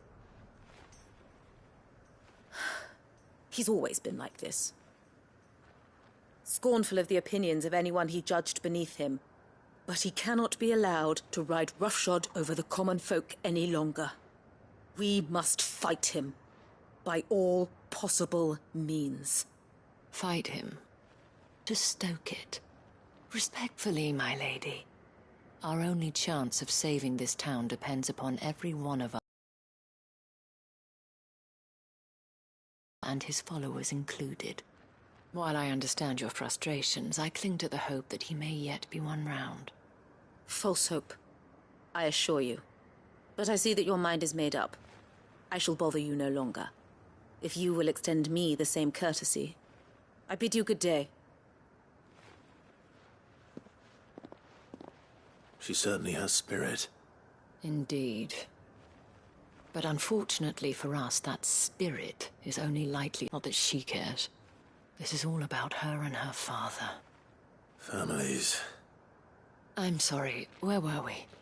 Ah, yes. I was about to tell you of Philippe's plans for the town watch. But perhaps it's better that you heard them from him. I believe he's in the market, if you'd be so kind as to seek him out. Right away. It's just a pity I cannot join you. I'd like to see the two of you in action together.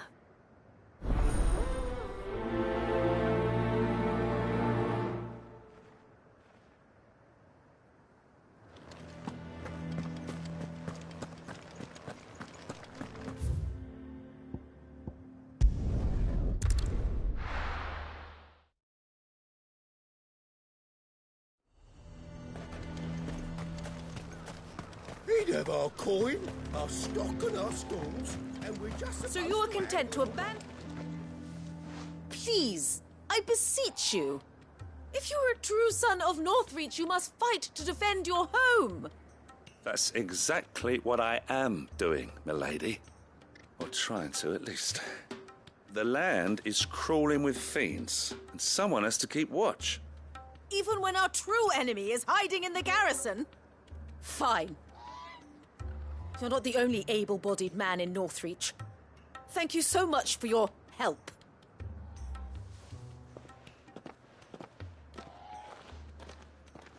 She cornered you too, then? Could hardly get a word in edgeways. Like father, like daughter, eh?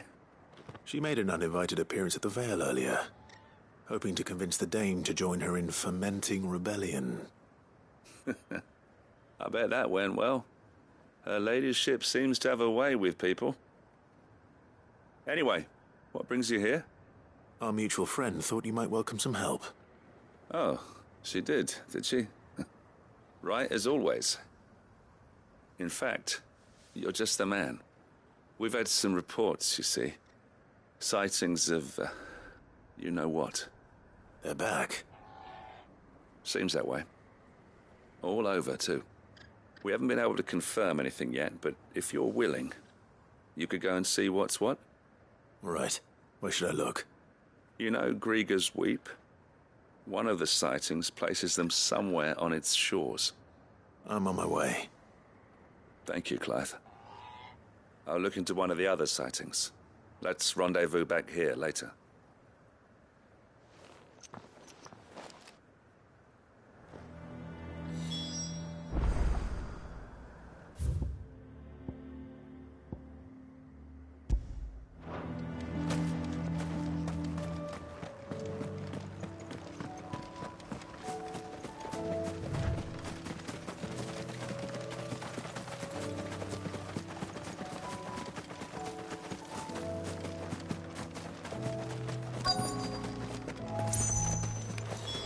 Damn it. The reports were true. I need to stop them before they get to the town.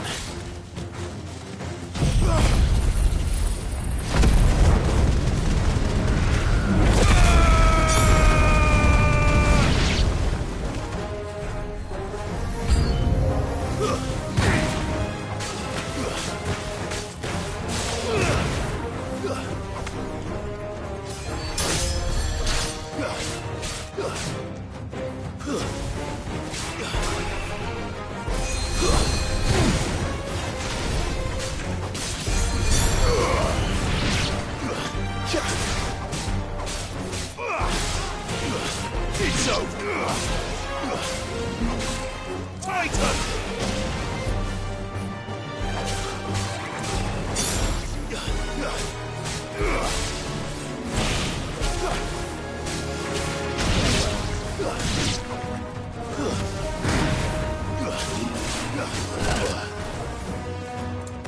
Waken, wind!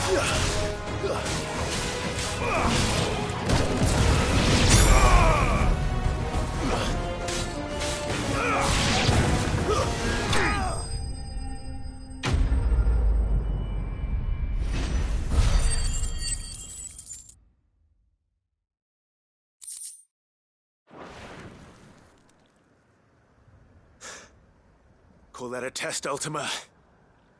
Clive, it's me. Are you all right? I am. But it seems the reports were true. The thralls have returned.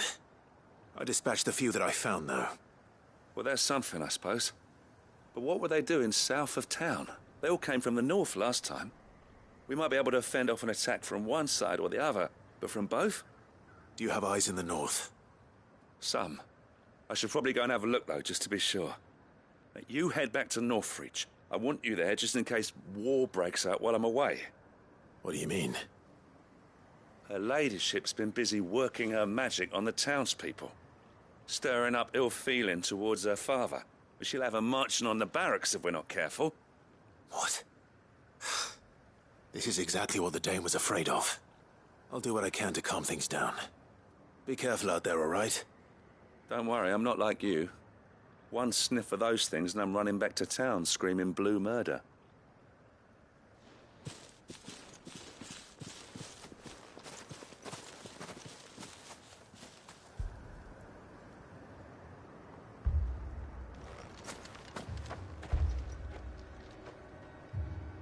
Do you not see, Father? The people of Northreach have given enough, and only a fool would ask for more. Listen to me, Sabine. Where would our people be without their country, hmm? The Empire is their sword and their shield.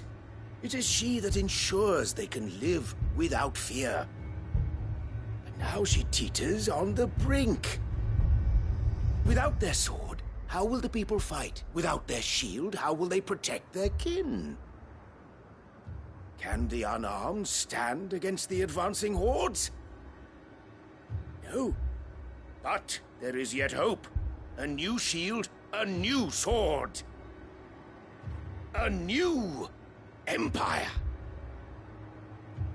We can rebuild Sandbreck, just as Great Grieger wills it. Perhaps we could, Father. But we don't want to. Not if it is built on the broken backs of the people. Please, let us not quarrel in the street. You must see that no good will come of this. Our fight is not with each other, but with the threat that draws ever closer to our gates. A threat that your sword has yet to rid us of, Your Eminence. You will hold your tongue, whore! You may have filled my daughter's head with your heresy, but I will not be corrupted. Corrupted? Your daughter's opinions are her own, as you would know if you had ever deigned to listen to her. At least I hope they are your opinions, and not posturing born of a family feud. Northreach deserves better than that. Northreach deserves better than you, Carla. Yes, I know who you are. The slut of Twinside who bedded a Brandit. Jealous, are you? That a woman might choose a bearer over a pious man of Grieger. Clive! I met a swarm of thralls coming south from Oriflamme. Hundreds of them. Too many to count. No. Work on the fortifications has scarcely begun. We will retreat to Caer Norvent and there make our stand. Did you hear me? That was an order! While this is but a heartfelt plea, let us make our stand here and protect our homes. Protect those that we love. Together, for Northreach!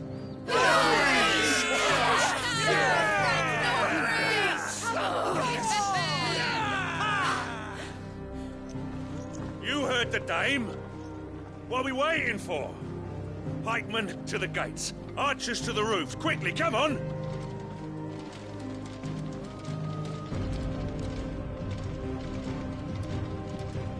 But she is but a common... whore, yes. And we'd follow her to the gates of hell.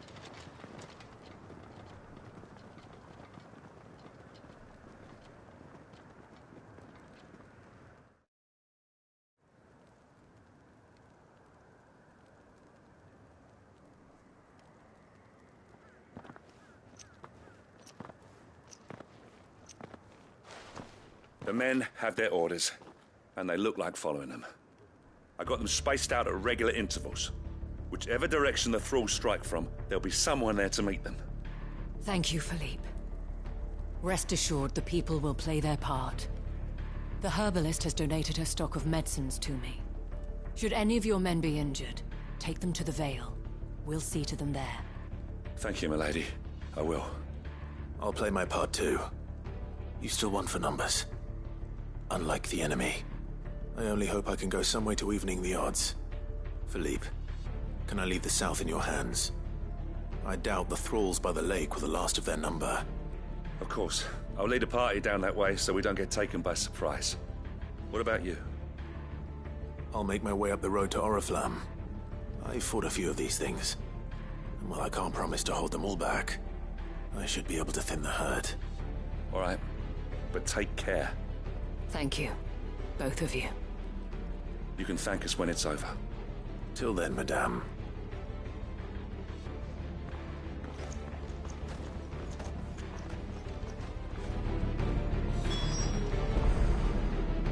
When the fighting begins, we can take refuge in the barracks. We'll be safe there.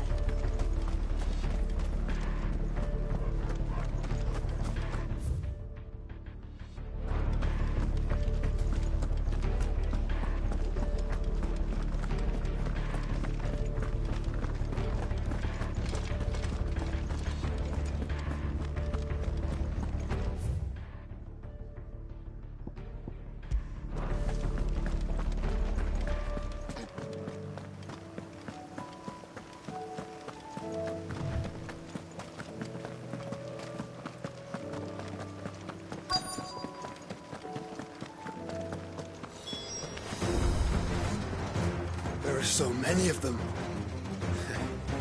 Not for long.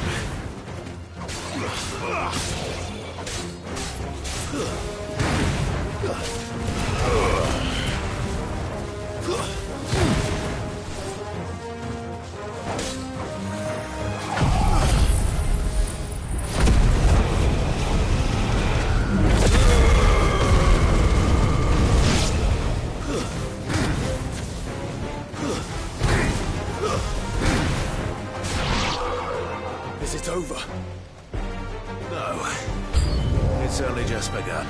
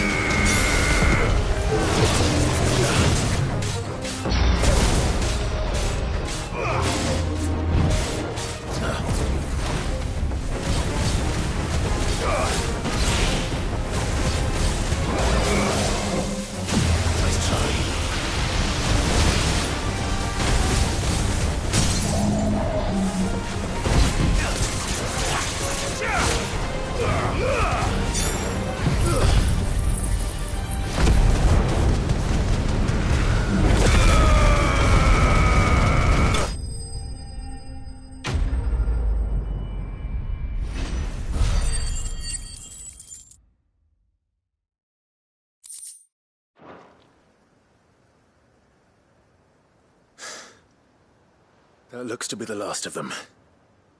I wonder how the others fared. Better hurry back to town. Come on, Torgal.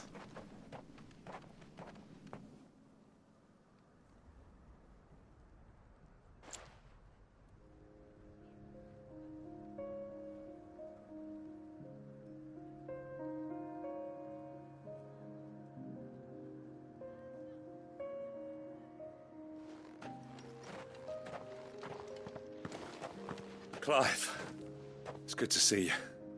And you. The road to Oriflamme is clear.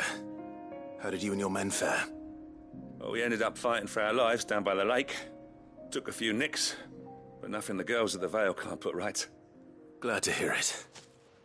Well, it seems we've survived.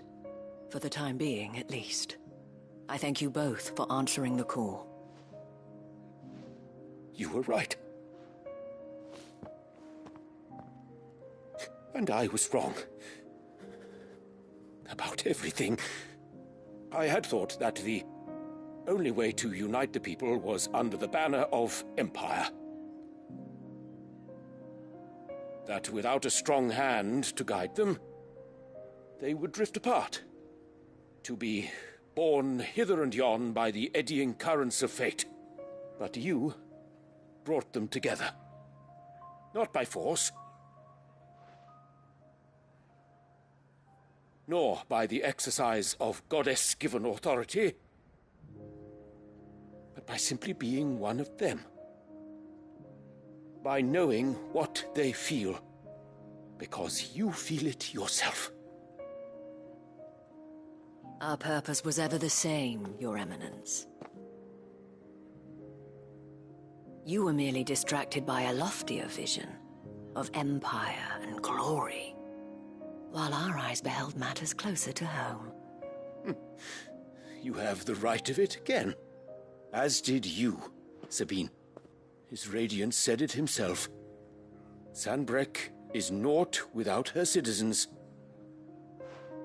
I forgot that, and I am sorry. I'm sorry too, Father.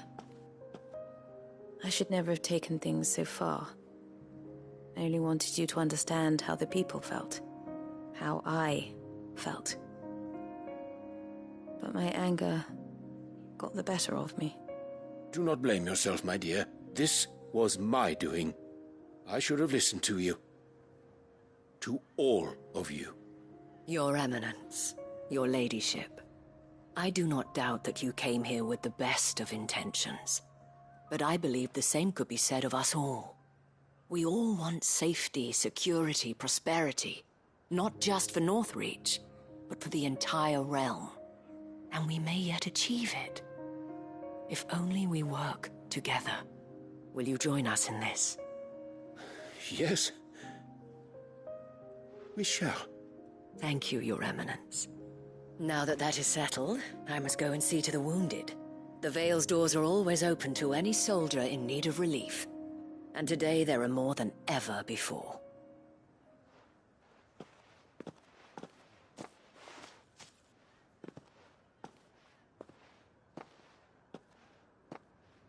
Madame Isabel is a rare soul indeed.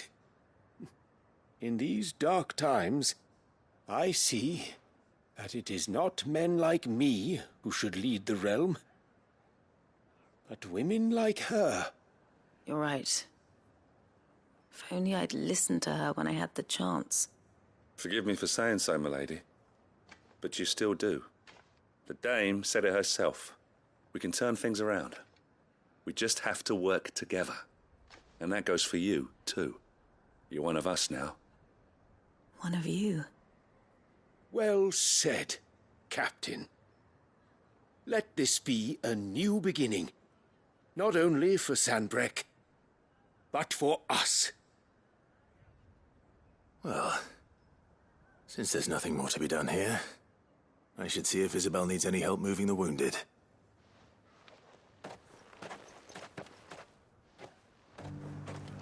Can we get you anything?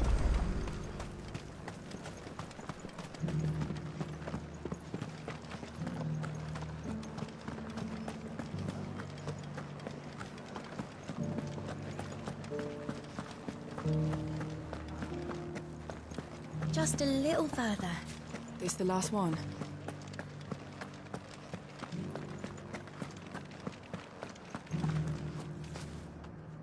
How goes the treatment of the wounded? I'd be happy to man one end of a stretcher if it would help. You've helped quite enough for one day, Clive. Thank you. Don't mention it. Oh, but I must. After all you've done for this town, it is the very least you deserve.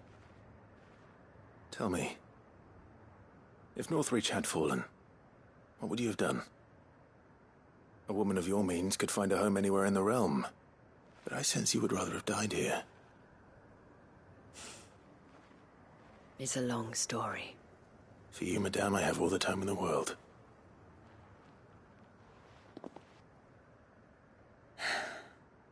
Very well. Long ago, I had a life in the Crystalline Dominion. I was Carla then, courtesan to the nobility. So sought after was I that it was only they who could afford my time. Alas, those halcyon days were not to last. For naive as I was, I fell in love with a bearer. He was my master's guard, the gentlest man I have ever known. After they discovered us together, he was whipped bloody and forbidden from ever looking at me again. And so we fled. Not that we had anywhere to flee to. We wandered, aimless and starving, half dreading, half praying that the next day would be our last. Until we found ourselves here, in Northreach. It was the Veil that took us in, that fed us, clothed us, and healed our hurts. Those that could be healed, at least. My love was already too far gone. He passed away. He did. Not long after we arrived. But at least we were able to share a few moments of peace before the end. It was the greatest gift I have ever received. But the generosity of this town and her people did not end there. The men and women of the Vale supported me through my grief. Shared in it, though I was still a stranger to them. They treated me like a sister. And so I swore that I would always do the same. That I would return the kindness that Northreach showed me. That I would repay my debt to the Vale.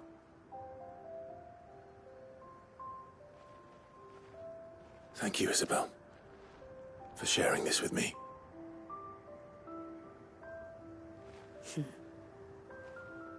You're a lot like him, you know. Perhaps that is why I have such a soft spot for you. Never stop fighting, Clive. And I shan't either. I know that it will not be easy to keep Northreach together. But our efforts will be rewarded. Just look at us now.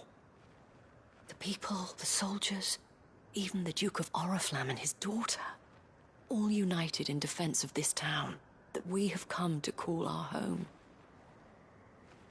And what of you? Can we count on your support too? Always.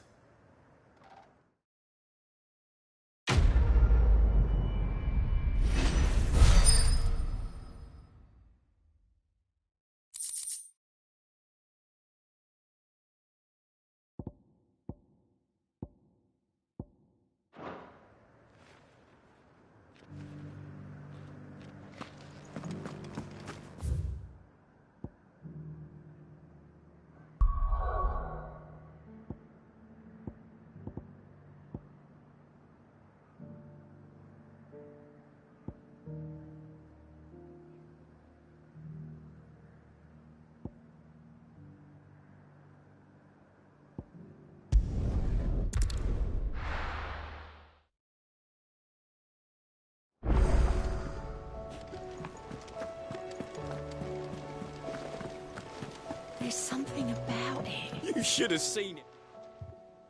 Welcome back, Sid. Welcome back, Sid. Yes. Welcome back. Trip wasn't too much of a pain in the arse, I hope. Truth be told, it was me who suggested roping you in to help with the trial. But from what I hear, things didn't go quite as planned. No, they most certainly did not.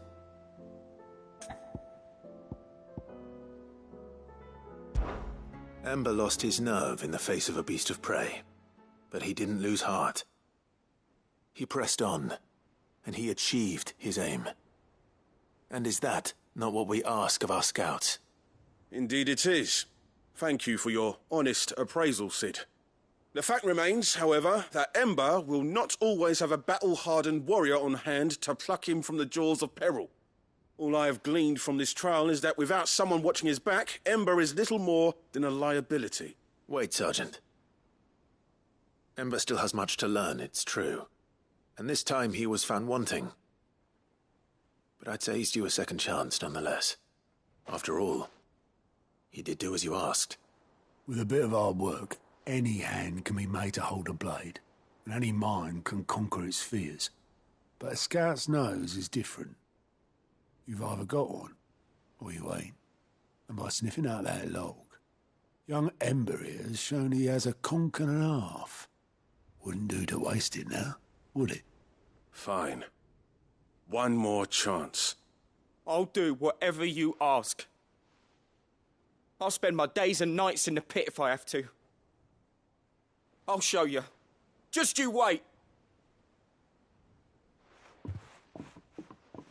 Daft as a brush, that one.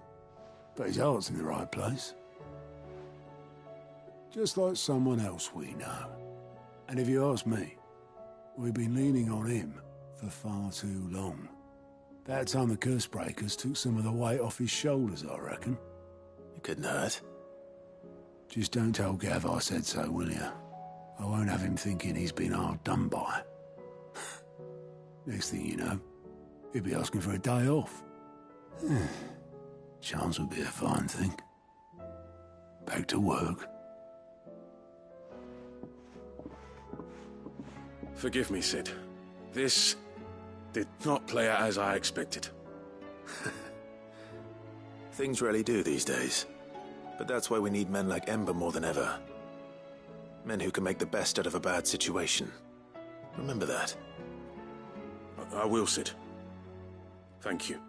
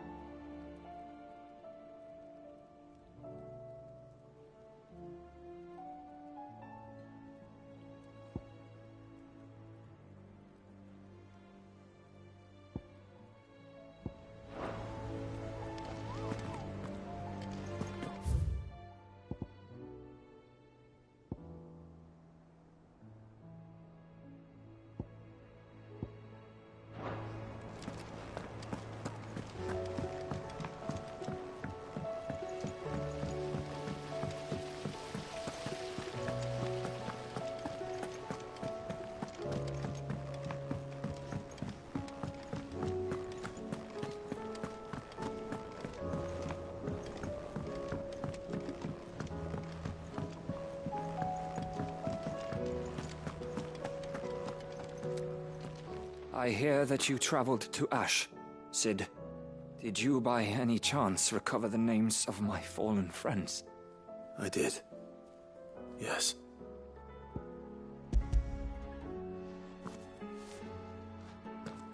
If I may? The Bearer Registry.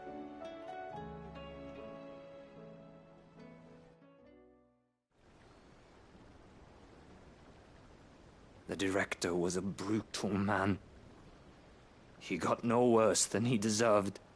The registry was all I found beneath the tree. There was no sign of a body, or any record of what happened to the children after the orphanage closed. I pray that at least some of them survived. All their names are here. The ones we lost. My friends. My light in those dark times. I can still remember their faces, like it was yesterday. Children who were taken from their bunks in the morning, never to return. No explanation ever offered. They'd be happy to know that you survived, Herman. But why did I make it out alive, when so many others died in that awful place? It's not your fault. And blaming yourself won't bring them back. Honor their memory. See that their names live on. That way, at least. They're never truly gone. Thank you. Sid, I'm going to write a book. An account of the horrors of Bad Bach, and the spirit of those its custodians sought to crush. All of Valisthea will know of our suffering, and in the name of those I lost, I will not let it happen again. Neither will I. These records would have been buried for all eternity, were it not for you. Thank you.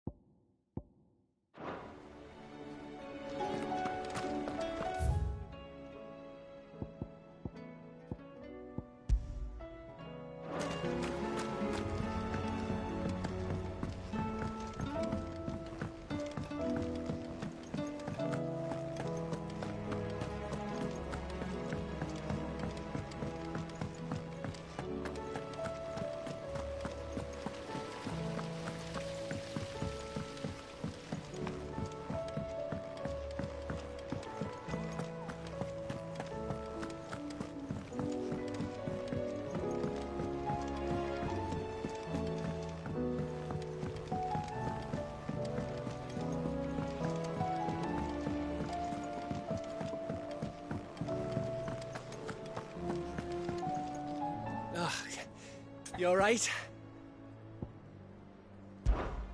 About that. Oi! Let's see.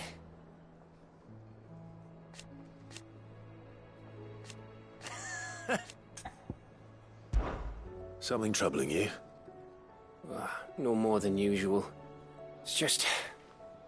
Etta's baby will be coming soon, and I wanted to make something for it. I'm sure she'd like that. Back in the north, families would always make gifts when a bairn was on the way. Yeah, let the little tykes know they were welcome in their new homes, like. So, what's the problem? Well, the problem is that Etta's due any day now, and I don't know if I'll be ready in time. Is there anything I can do to help? You know, there just might be.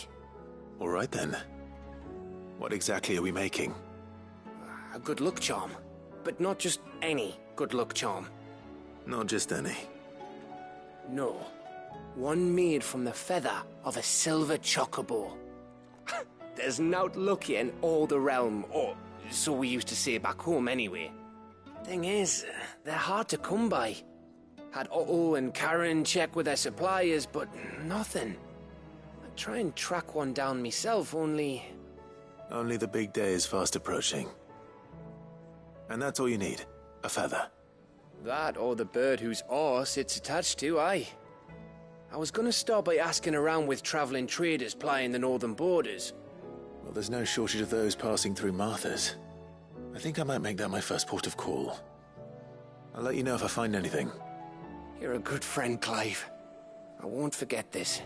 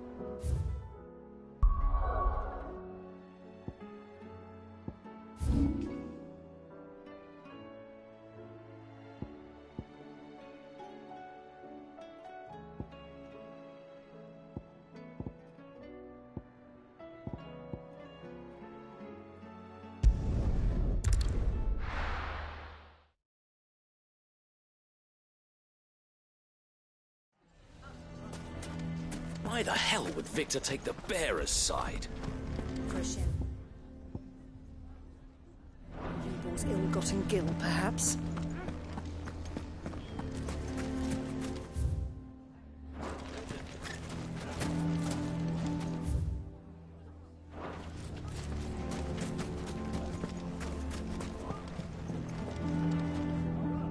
Here to help me pack?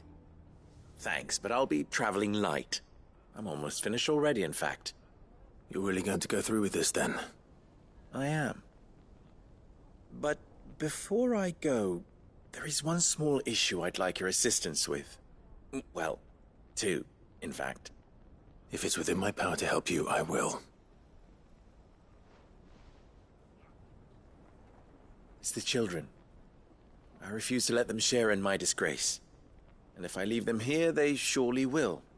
Our friendship would see them ostracized forever. But I can't take them with me either. I can think of only one place where they are certain to be safe, and provided for, and loved. The Hideaway. Of course. The children would be more than welcome. Thank you, Clive. I will not forget this. Lubor, are you still here? What is it, Ferda? You look pale. There's been a flood in the Velcroy, a damn big one. The League of Outlaws encampment was completely submerged in ether. What? Every last one of the bastards has turned. And they're headed this way. Bandits are one thing, but Akashic bandits are quite another. The town guard won't stand a chance against them. We need to evacuate. There's no time to lose.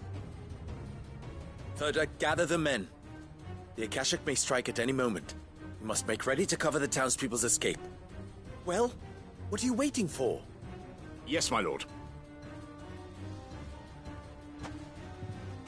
Clive, change of plan. The children stay with me for now. I need you to find Conrad and Natalie. Tell them to prepare for a full and immediate evacuation. Understood. I'll do what I can to convince everyone else.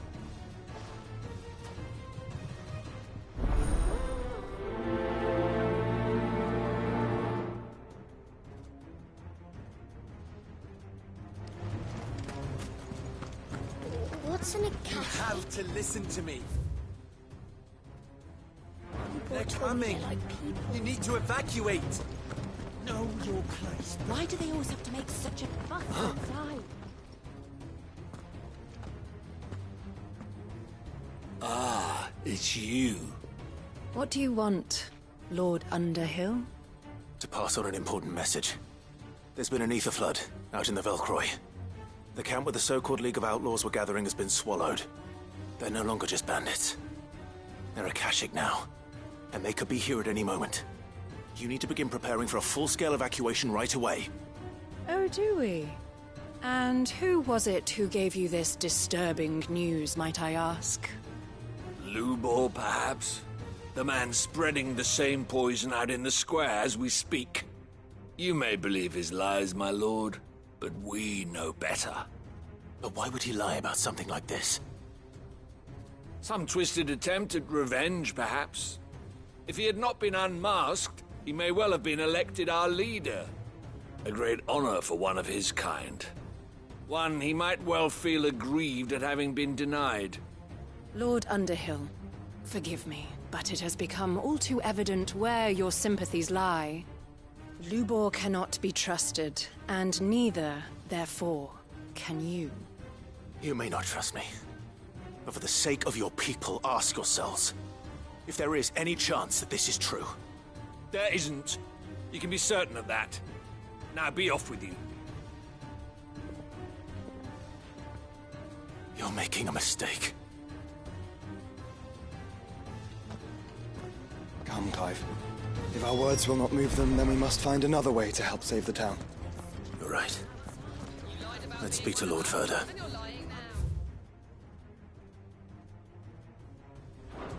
You need to evacuate. I think we'd better shut up. What's Lubor raving about now?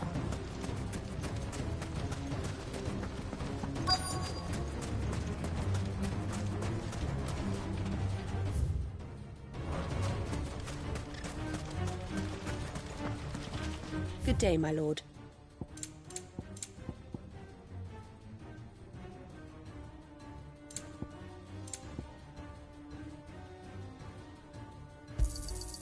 Here you are.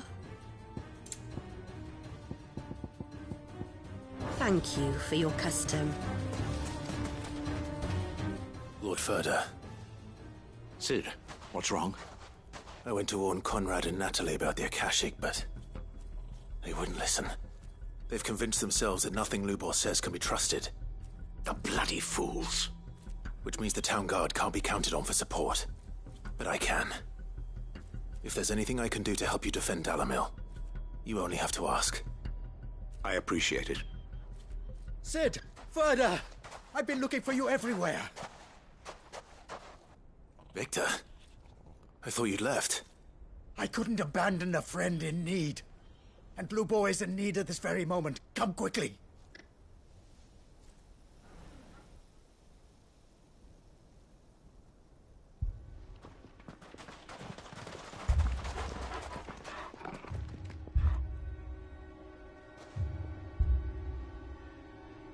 You have to believe me! The Akashic are coming! They don't eat, they don't sleep, they don't tire, and they don't care who they kill. They're unlike anything that's come before. There will be no parley, no mercy granted! We may have saved the town once, but this is different. I do not ask that you forgive me, but please believe me. If you do not run, you will die. You will all fucking die!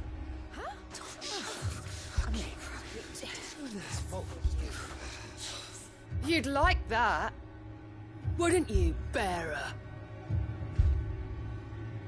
Yeah, with us out of the way, your kind will be free to claim Dalamil for yourselves. You should run! Run, bearer! Yeah, run! Run! Far away! Run! Just go, Bearer! Yeah. Yeah. Yes! Go on, then. Go on, go! Just go.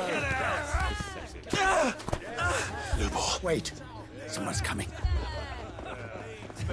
No. Come on. Stop! You're hurting him!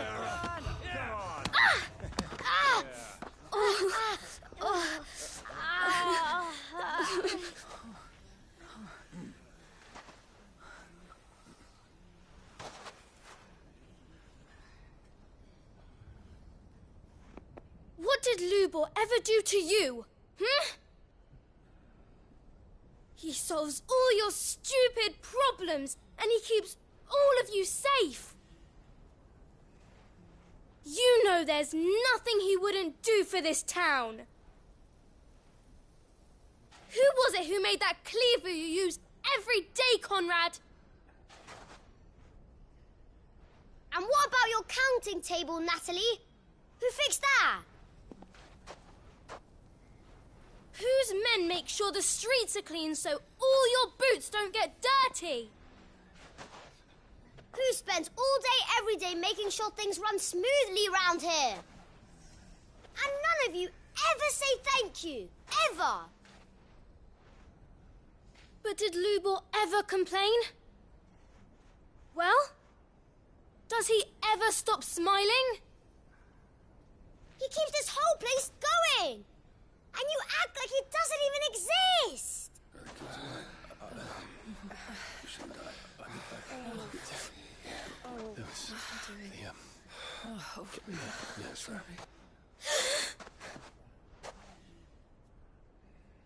Lubor, we've heard enough. Wait! We will not run. The town guard will not abandon the very place it is sworn to protect. And I will not give up for lost the stores that we labored so hard to fill.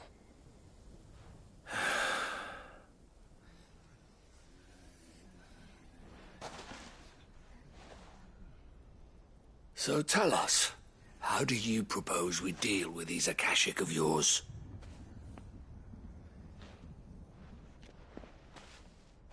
We won't run, but we will fight. All right, then.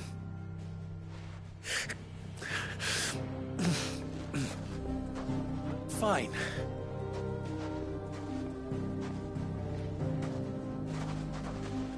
Gather round if you don't want to die.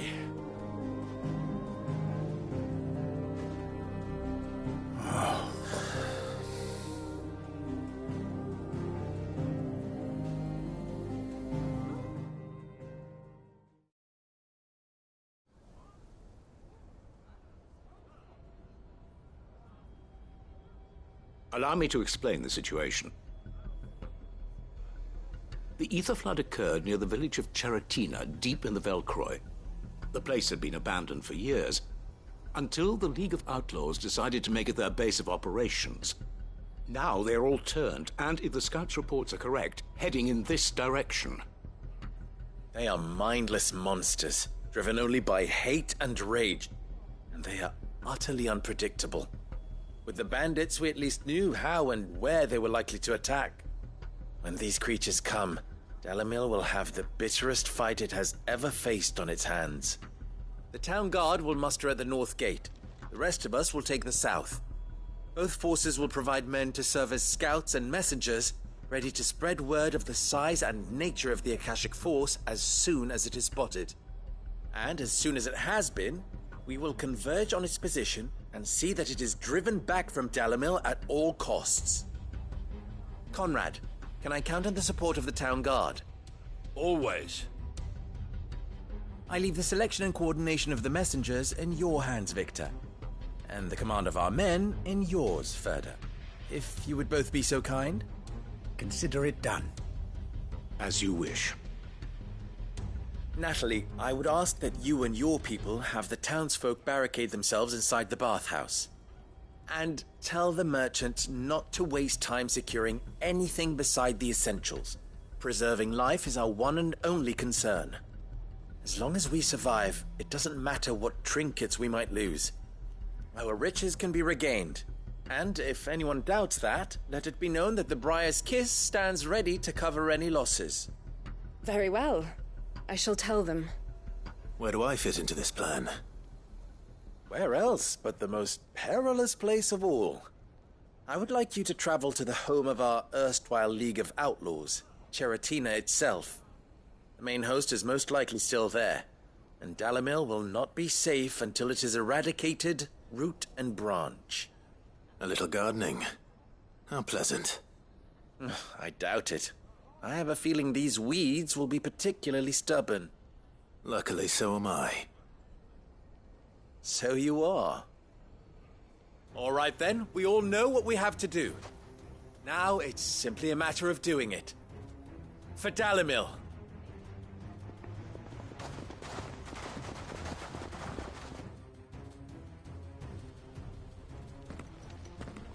Looks like everyone's ready. I'd better not keep them waiting.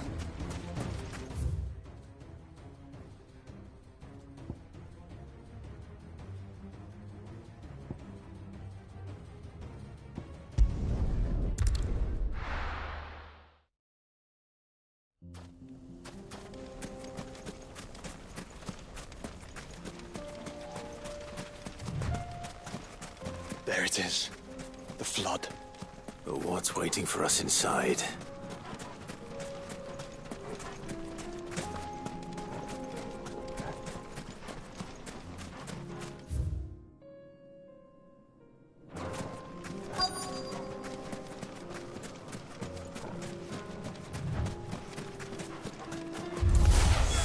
We can't leave a single one alive.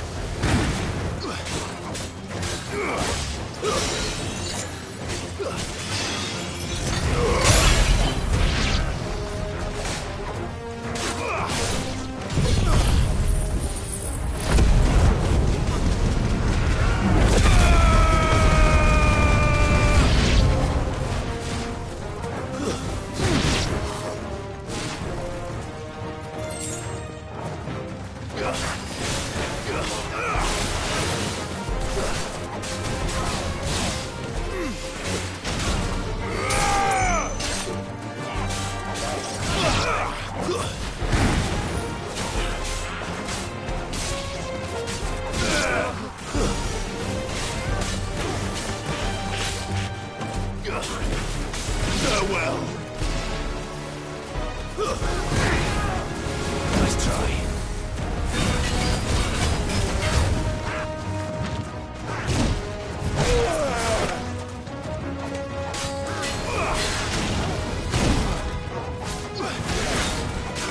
Too slow.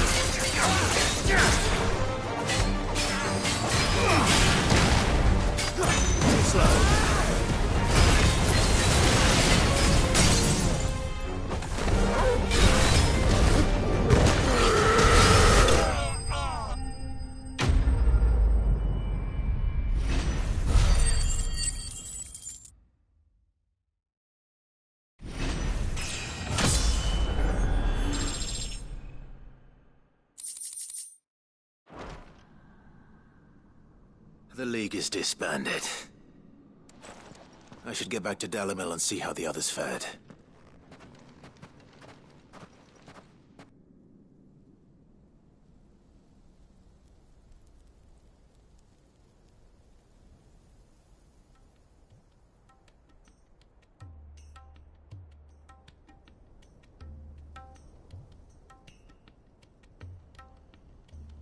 All the Akashic we were able to find have been dealt with. Seems that might be the last of them. Last of them here, perhaps. Lubo, Sir Clive has returned. Clive! What news from Charatina? It's done. Root and branch. I knew you wouldn't let me down. Thank you, my lord. Friends, the Horde has been driven back. The Akashic have been defeated.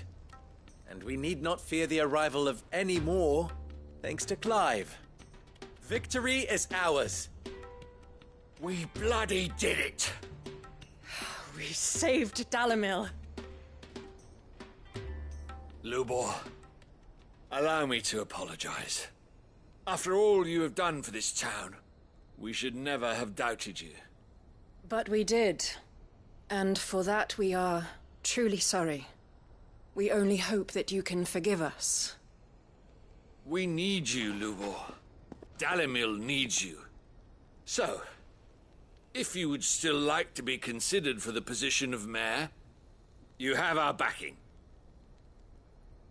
You do remember that I'm a bearer, don't you? We do. But that is not a stain on your character. It is a stain on ours. We thought only of what we perceived bearers to be, not what you truly are. The man who saved Dalimil twice over. I see. But I will only accept your proposal on 2 conditions. Name them. Firstly, that you will both do everything in your power to rally your people to my cause. If the Town Guard and the Merchants League do not accept my leadership, it will be doomed from the start. Unity is the key to defending Dalimil. and I do not doubt that we shall need to call on our combined strength again. When that time comes, I will expect us all to pull together, just as we did today. Of course. You have our word. And secondly, you will accept that if I am to lead you, the mistreatment of bearers must end here in Dalimil. Any bearer within our walls shall be afforded the same rights as any other citizen. They will not be judged by what they are, but who they are. As we failed to do, and came so close to losing everything. We agree to your conditions. And we have only one in return. That you continue to work for the good of Dalimil, as you always have. Condition accepted. Well then, it seems my mayorship is all but confirmed. Do I get some sort of special hat?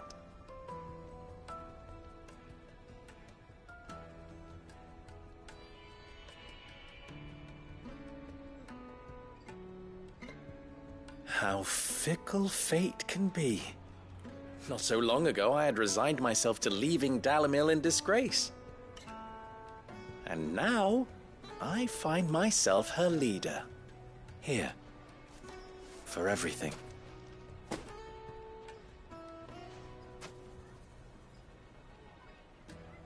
Lubo, about the children. Fear not, you are of course relieved of your responsibility. I would sooner face another horde of Akashic than see them brought up as outlaws. I'll make sure they're safe here. I don't doubt that you will. And not just the children, but everyone in Dalimil. I'll do my best. Can't have all your hard work going to waste.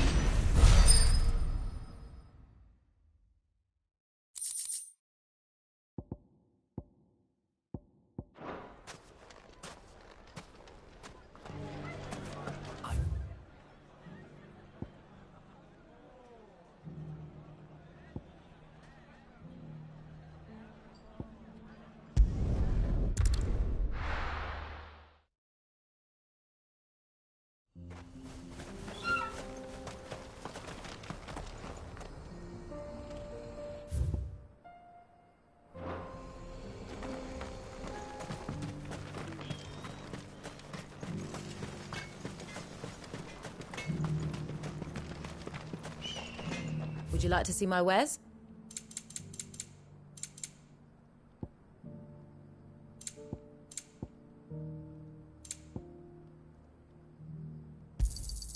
Here you are. Certainly.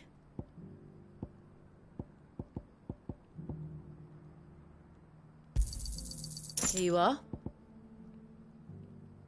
Farewell, traveller.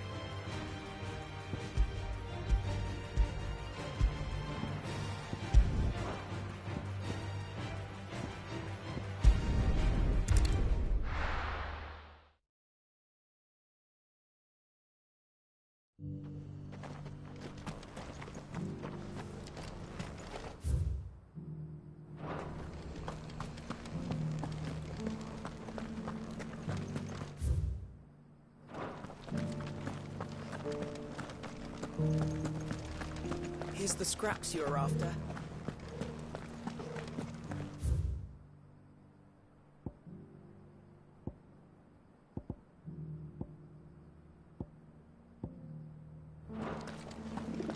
Thank you for the deal egg, mister. Mummy made a pottage from it. Sounds delicious. Perhaps she'll invite me round to try it next time.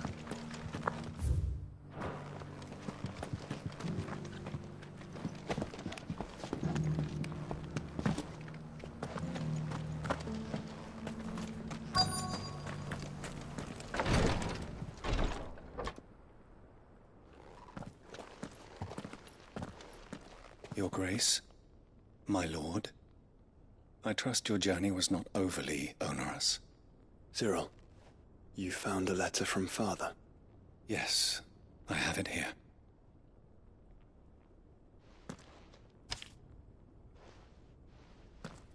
If you would do us the honor, my lord.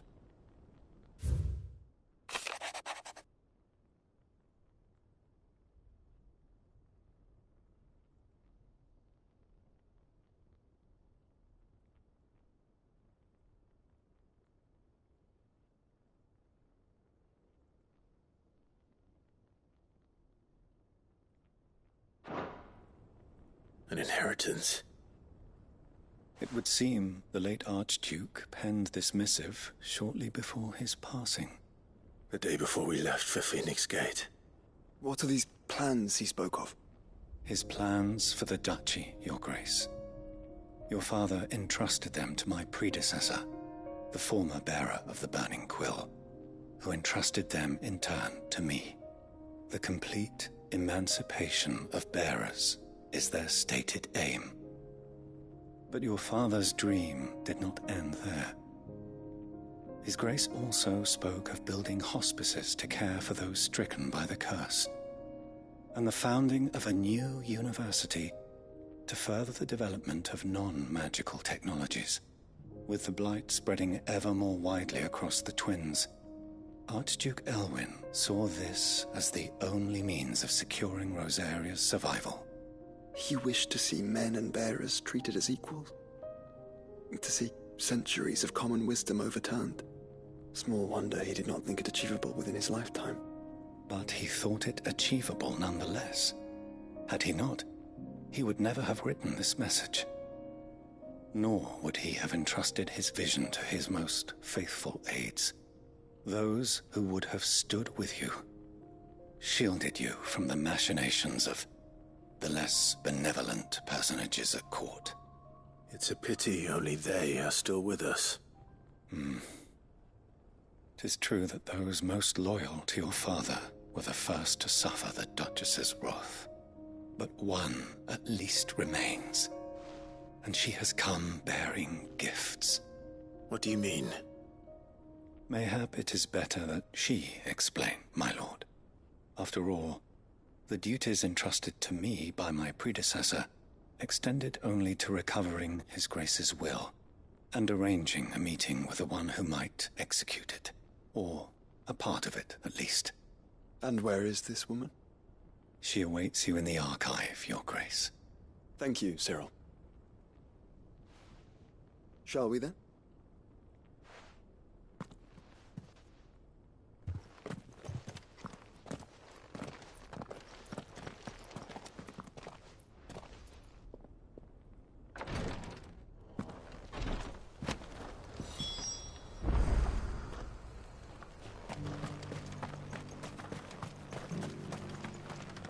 Welcome, welcome.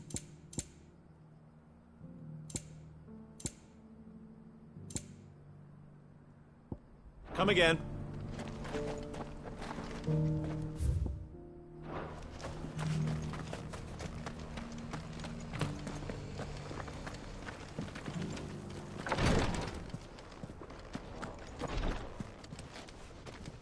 Lord Marquis, if you have a moment. What is it, Cyril? One of our brethren lately journeyed across the strait in order to pursue a new avenue of inquiry in our ongoing investigation.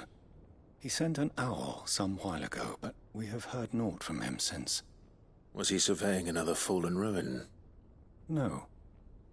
The object of his study was a savior cult that has arisen in Ash in recent years. We believe it may have some connection to the Circle of Malleus, an ancient religion that worshipped Ultima as its god. By gaining an understanding of this new faith, we hoped to learn more of the Circle's original beliefs. And so you sent one of your brothers to Ash, a continent teeming with orcs and Akashic. Fully cognizant of the risks, yes.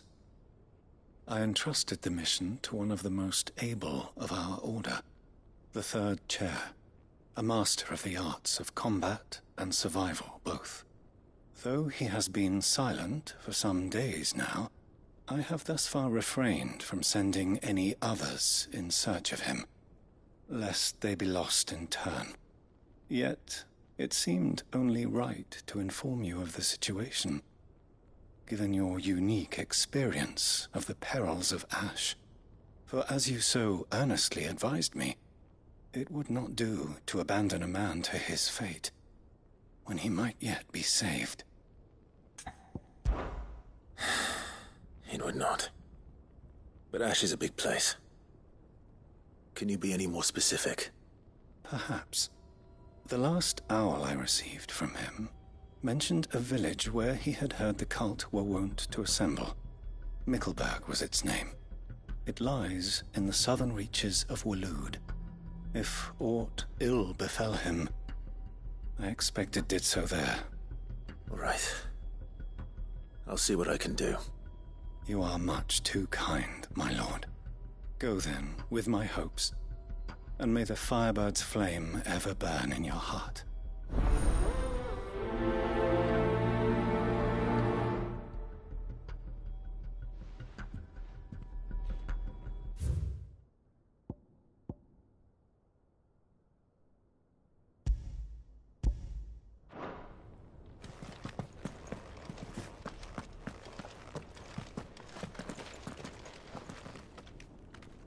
News has reached us of the... If this new faith really is an offshoot of the Circle of Malleus, then... Let's concentrate on finding the Third Chair first, shall we?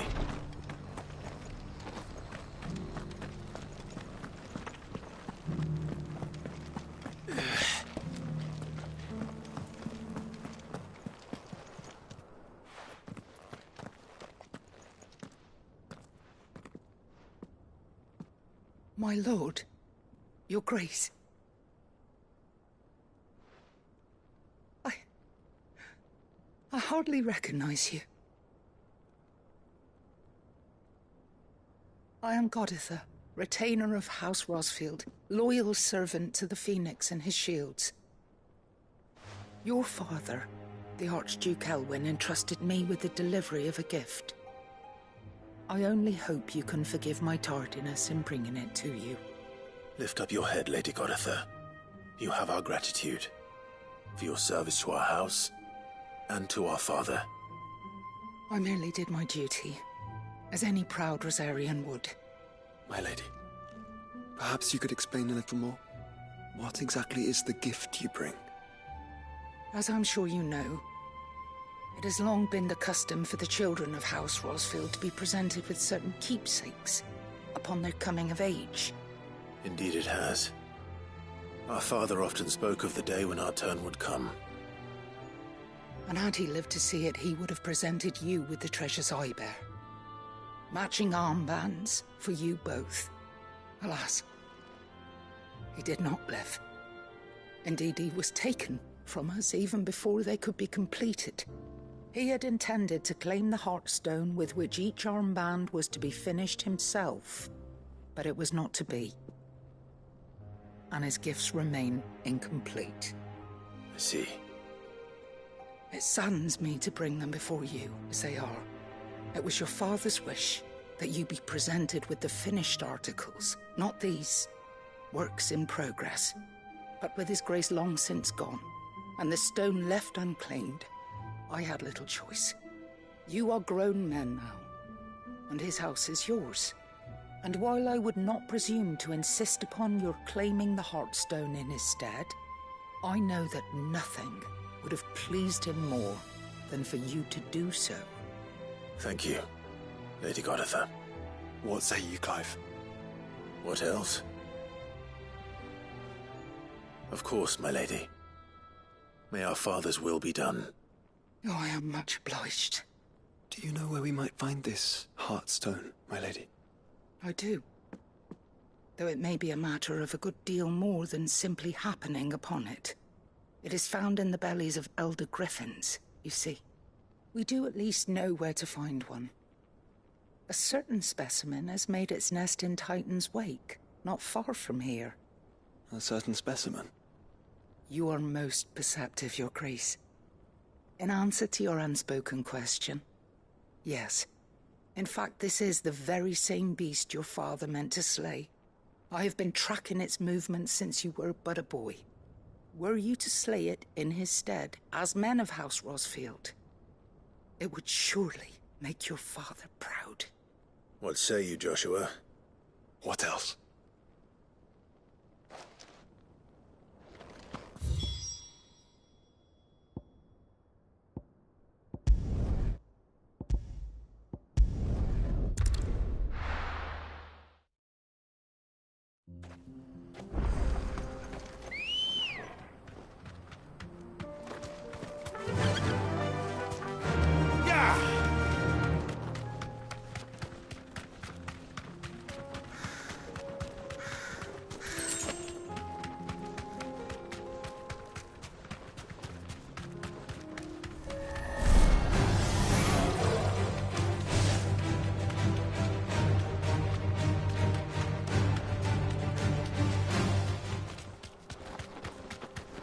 Eyes peeled, Joshua.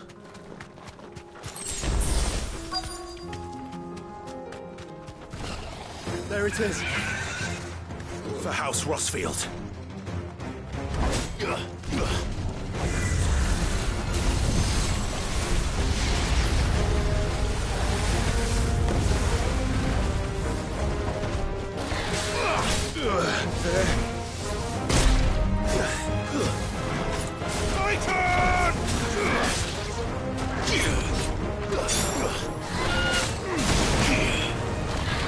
Nice try.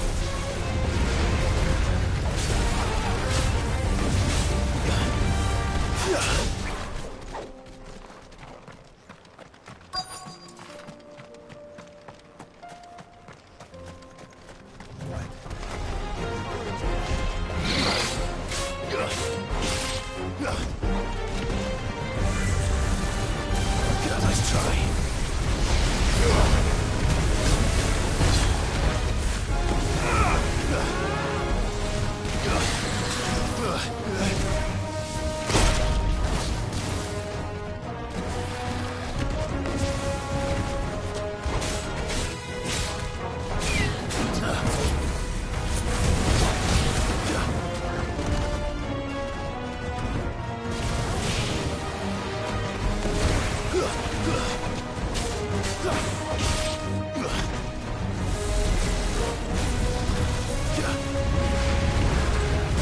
me, blades!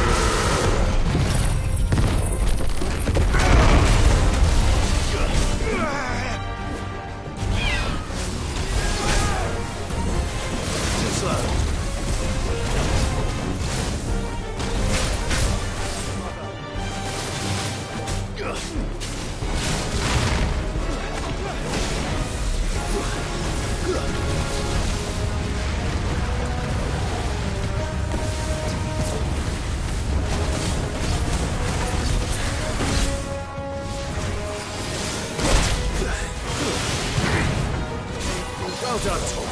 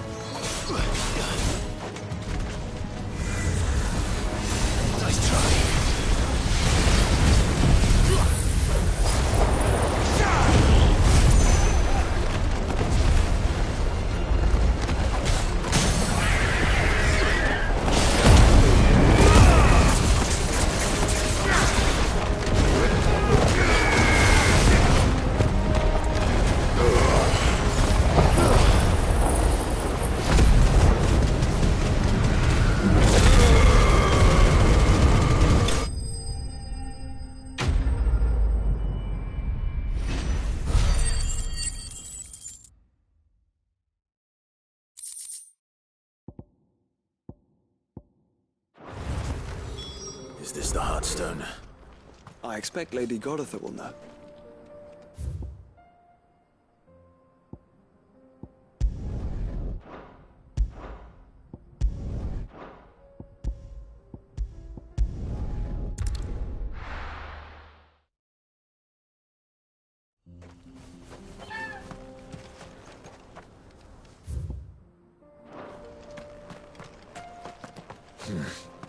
Not here. Come on. Fly, Ambrosia.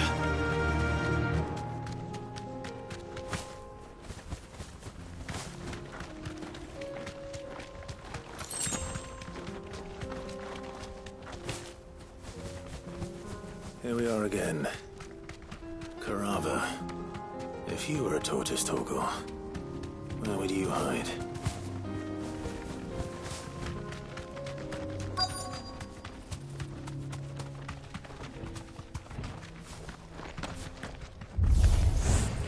Looks like we found him.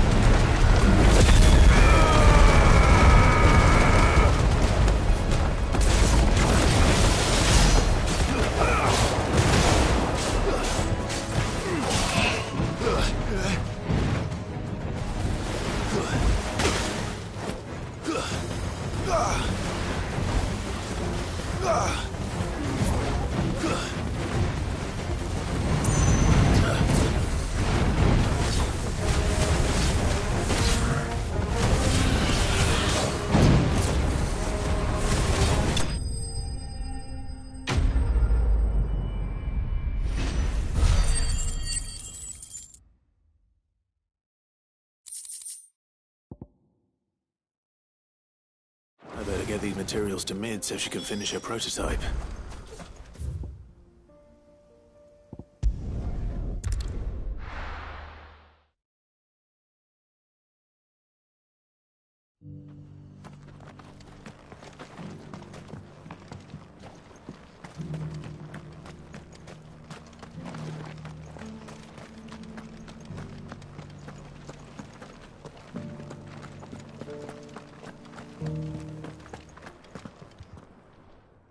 Thank the Founder you were safe. The Griffin is slain then? And the Heartstone claimed.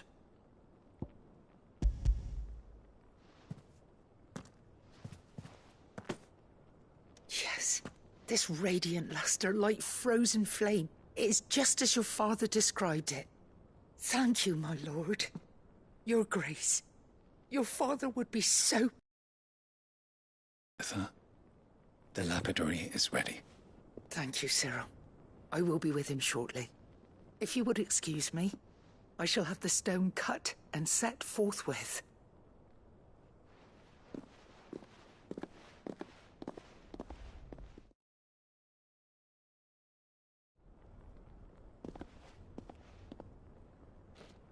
The armbands are complete. Pray, take them. They are yours, after all. Heartstone is harder and more enduring than garnet, or even ruby. It symbolizes unwavering will and devotion. And the graven vines encircling the stone represent the unbreakable bonds between you. It's a message. Father knew we had enemies both inside and outside the duchy. Enemies who would thwart his vision. Only with unwavering devotion would it ever be realized. And only if we stood together, as Phoenix and Shield, as brothers in arms. Only then might those enemies be overcome. Indeed. His Grace knew the enormity of the task he would entrust to you, his heirs. But this was more than just a message. It was a promise. That he would always be with you. Thank you, Lady Goditha, for remaining the steadfast custodian of our father's will. Forgive me, my lady, but there is something I don't quite understand. The unplete, she would surely not have overlooked them. So, how are you... Intentions for the bands, of the deep love he had for both of you, and his hopes for your future. Jewelry be sent away from the castle. It was then that I knew she meant to betray us. I tried to warn your father, but it was too late. When word of the fire reached Rosalith, I knew my time was short. So I took up the armbands and I fled into the night. And thank the Founder you did. Yet my duty to your father was incomplete. Not knowing what else to do, I followed the Griffin, thinking I might claim the Heartstone on its passing. And so my pursuit continued.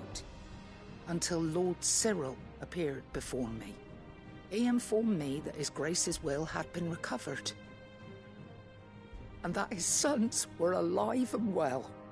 Lady Goditha, on behalf of my father and all the people of Rosaria, I thank you for your loyal service. As do I. Thank you, my lord.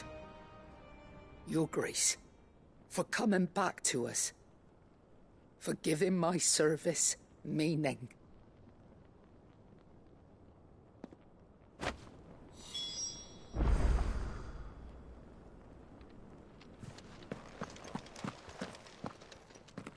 The bands suit you well. It must be gratifying to finally receive the inheritance that was denied you for so long. It is. And we thank you for the part you played, Cyril. If you would permit me to play my part a little longer, might I suggest that you make your way to your father's memorial atop Hawk's Cry Cliff? Let him see that you have received his blessing, and that his vision lives on in you. I suppose it would be churlish not to. What do you say, Clive? Shall we pay your father a visit? I think we should. I was hoping to be able to offer him my thanks before we left for Origin. Your father's helm is enshrined there.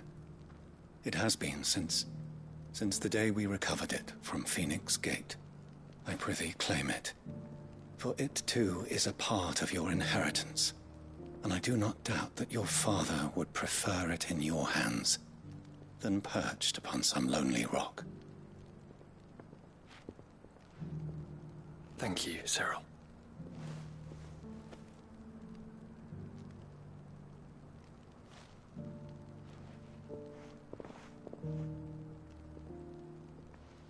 Come on, Clive. He's waiting.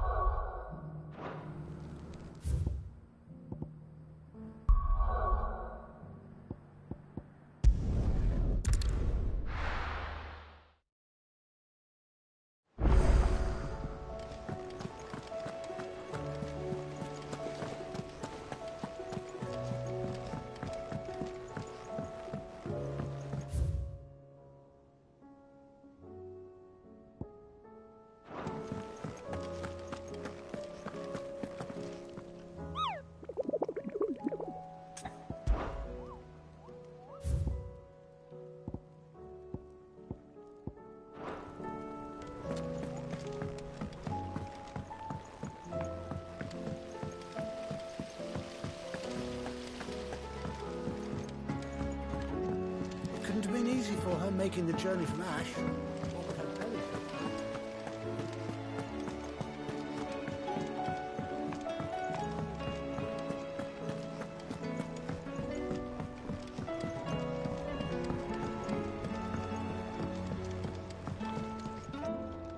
Mid, tell me this is all you need.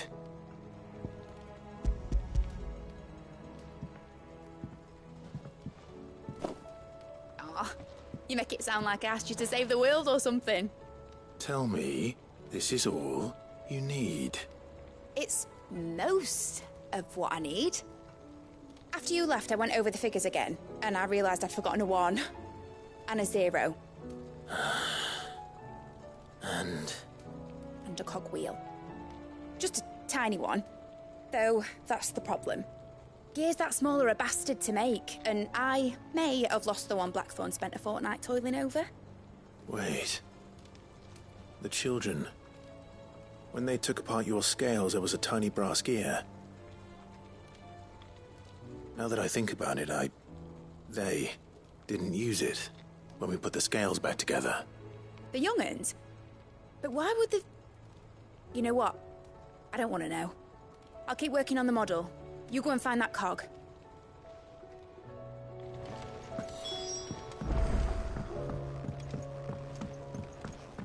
Has Midadol mentioned a new project yet? Not exactly. Sid! Is Mid still hiding from us? She wasn't hiding. She's fine. She's just busy working on her next project. A new invention? What is it? What is it? Is it an airship? I bet it's an airship! Do you think she'll let us help? That just so happens to be why I'm here. She needs something special, something only you three can provide. A brass gear. A tiny one. One that might fit on, say, a set of scales? Oh, the one you forgot! We remember! We saved it, just in case. It's in the bag of bits. Since your lesson, we've been disassembling, then reassembling everything we can find. All the pieces that are left over, we keep under our beds, just in case. That's good to know. Look! I found it! Just the gear. We have more parts if Mid needs them. That's all for now. But I'll let Mid know about your hoard. Just in case. Thanks, Sid.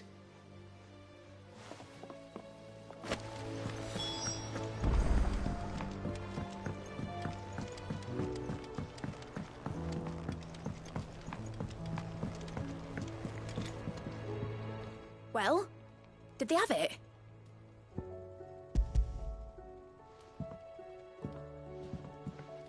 They did.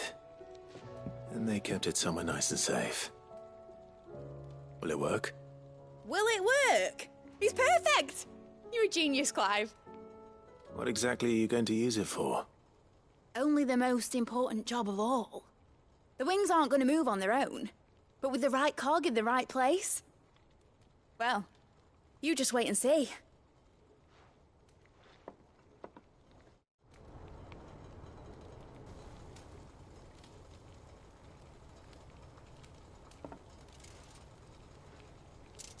That should do it.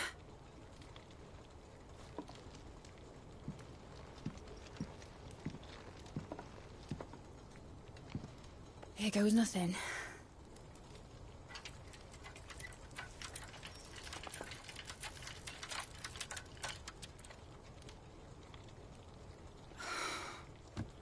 Titan's tits. It wasn't supposed to fly, was it? Of course it was supposed to fly. Wouldn't be much of an airship if it didn't. Honestly, these bloody engines are driving me mad. I was so sure this would be the day she soared. The Mithril engine was made to make dreams come true. But maybe this is one dream the world's better off without. Show folk how to take flying. It won't be long till they're raining death down on each other. People will lose their homes. Children, their mums and their dads. Like I lost mine. I'm sorry. So am I, Clive. So am I. Sorry that I have to choose. Do I follow my head, or do I follow my heart?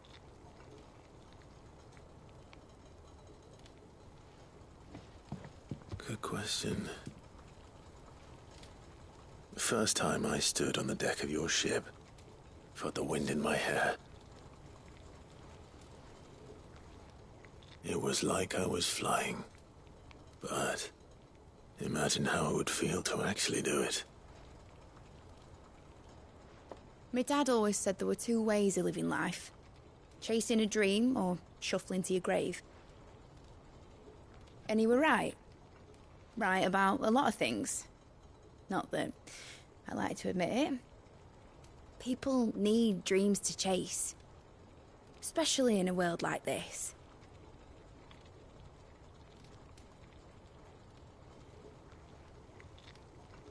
Right. When this is over, I'm gonna take all my mithril engines to Zemeckis and sling them over the edge. I won't have my dream end up turning into someone else's nightmare.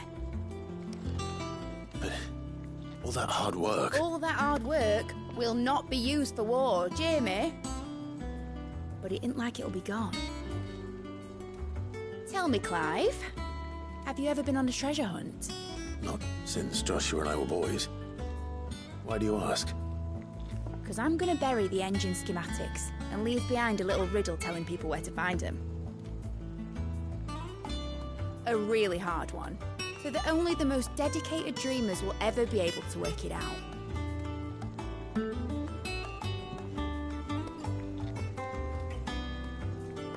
Ooh, I can picture it now. Some daft general squinting at the words with a gormless expression on his mug. Like that one, yeah.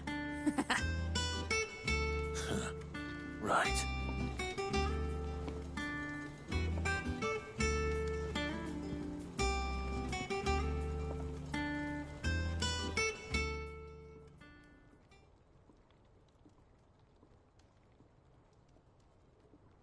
Of course, if I'm putting this engine at the end of a treasure hunt, I'll still need to make it a treasure worth hunting for. Won't be much of a prize if it couldn't even make a toy boat fly after all.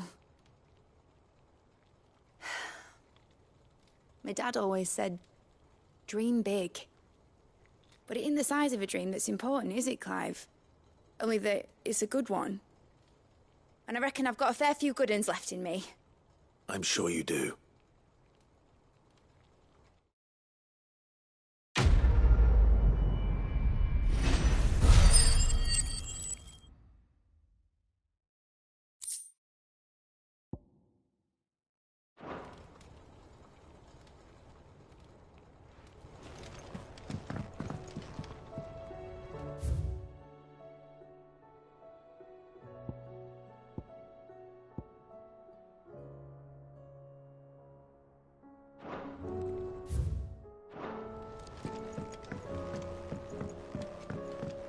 Has Midadol mentioned a new project yet?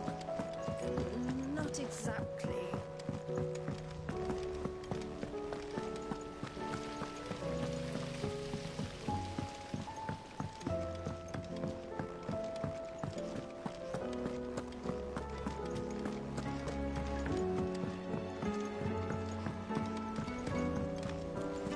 There's something about it. I feel like it's...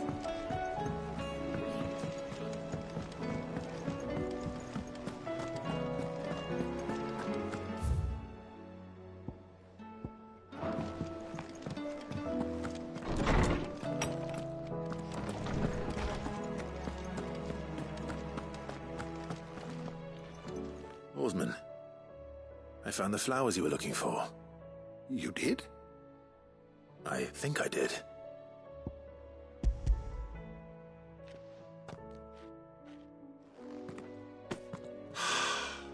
You did indeed. My dear boy, thank you. You wanted to make Dion a gift of one, did you not? Shall I invite him to join us? Oh, I don't... It's no trouble. I'll go and fetch him. I was wondering when next you'd visit. I have a few new notes that might interest you.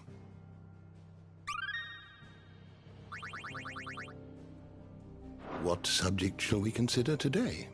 You are always welcome, Clive. Knowledge hoarded is knowledge lost. Ah, yeah. Indeed.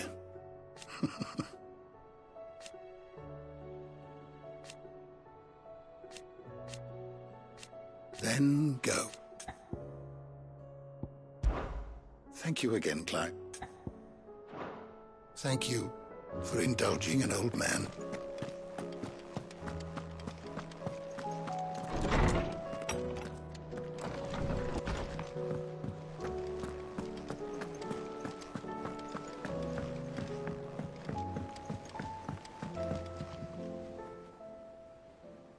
Your Highness, would you do me the honor of accompanying me? Now. It is time, then. No. Only to the shelves. Our lawsman has something he'd like to give you. Master Harpocrates. No. I dare not show my face before him. Not after everything I have done. I have taken countless innocent lives. And ruined countless more. All because I was weak.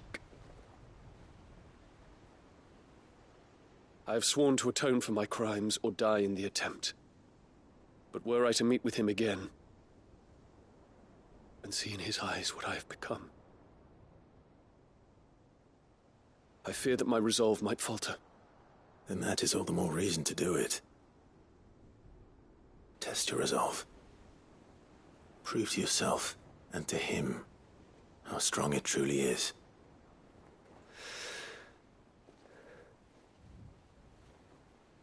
You are right. I must, at the very least, offer him my gratitude. Very well, then. Take me to him. Follow me.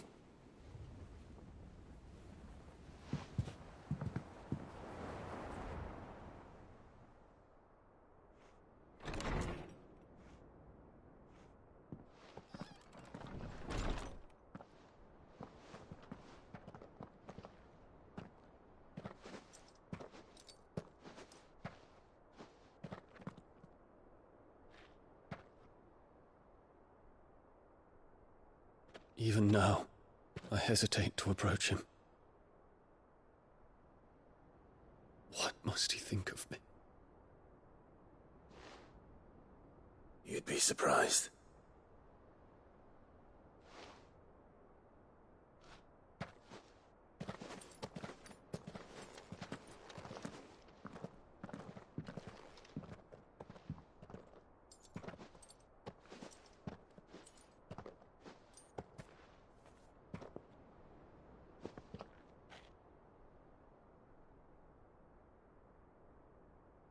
Master Harpocrates, pray, accept my apologies for leaving your tutelage before my studies were complete.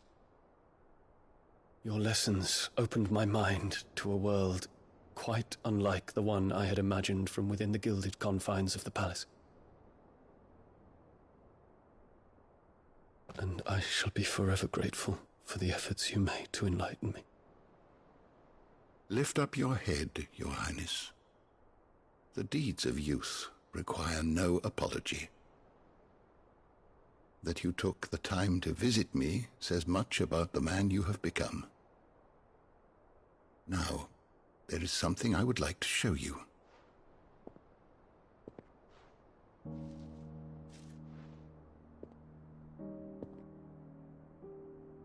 Is that a wyvern tail? The color is unfamiliar to me. Because it is unique to those found in the wild. Something in the harsh environments in which they grow lends them this striking hue. Their roots are indistinguishable from those of their hothouse cousins, but once they bloom, the difference is immediately apparent. In this flower, I see you, Your Highness. Its roots were the roots of a wyvern tail, with all that implies. But they do not define it, just as yours do not define you. I want you to have it, that it might remind you of this truth.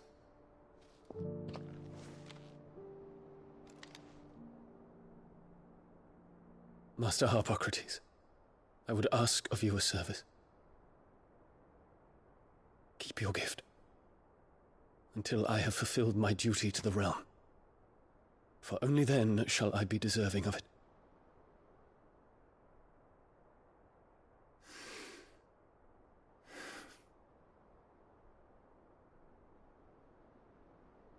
As you wish, Your Highness.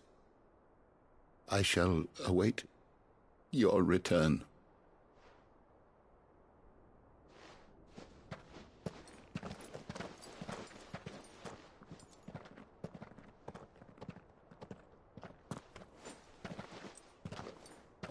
Our roots do not define us. No wonder my stepmother didn't like him.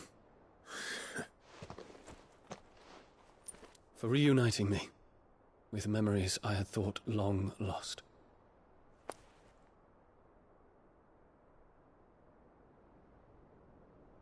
I shall not forget this.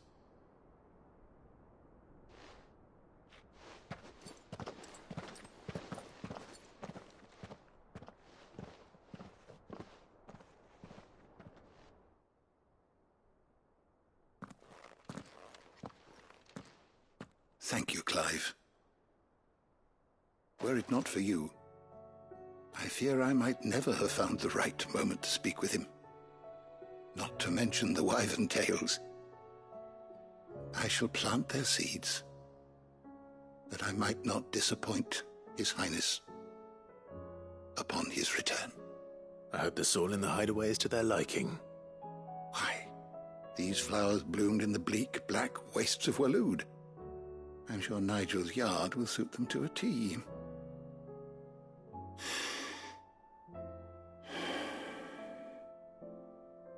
When it comes to expressing one's gratitude, I find that words are seldom sufficient. Here. What's this? A stolas quill. Or more precisely, my stolas quill. 'Tis said that an owl's feathers are steeped in the wishes it hears over its long lifetime. All those words just waiting to pour out onto the page. So consider this my wish for you. That one day you may put down your sword and pick up that pen. Well, when that day comes, I'll certainly have a lot to write about. Thank you, Harpocrates. It shall have pride of place in my chamber.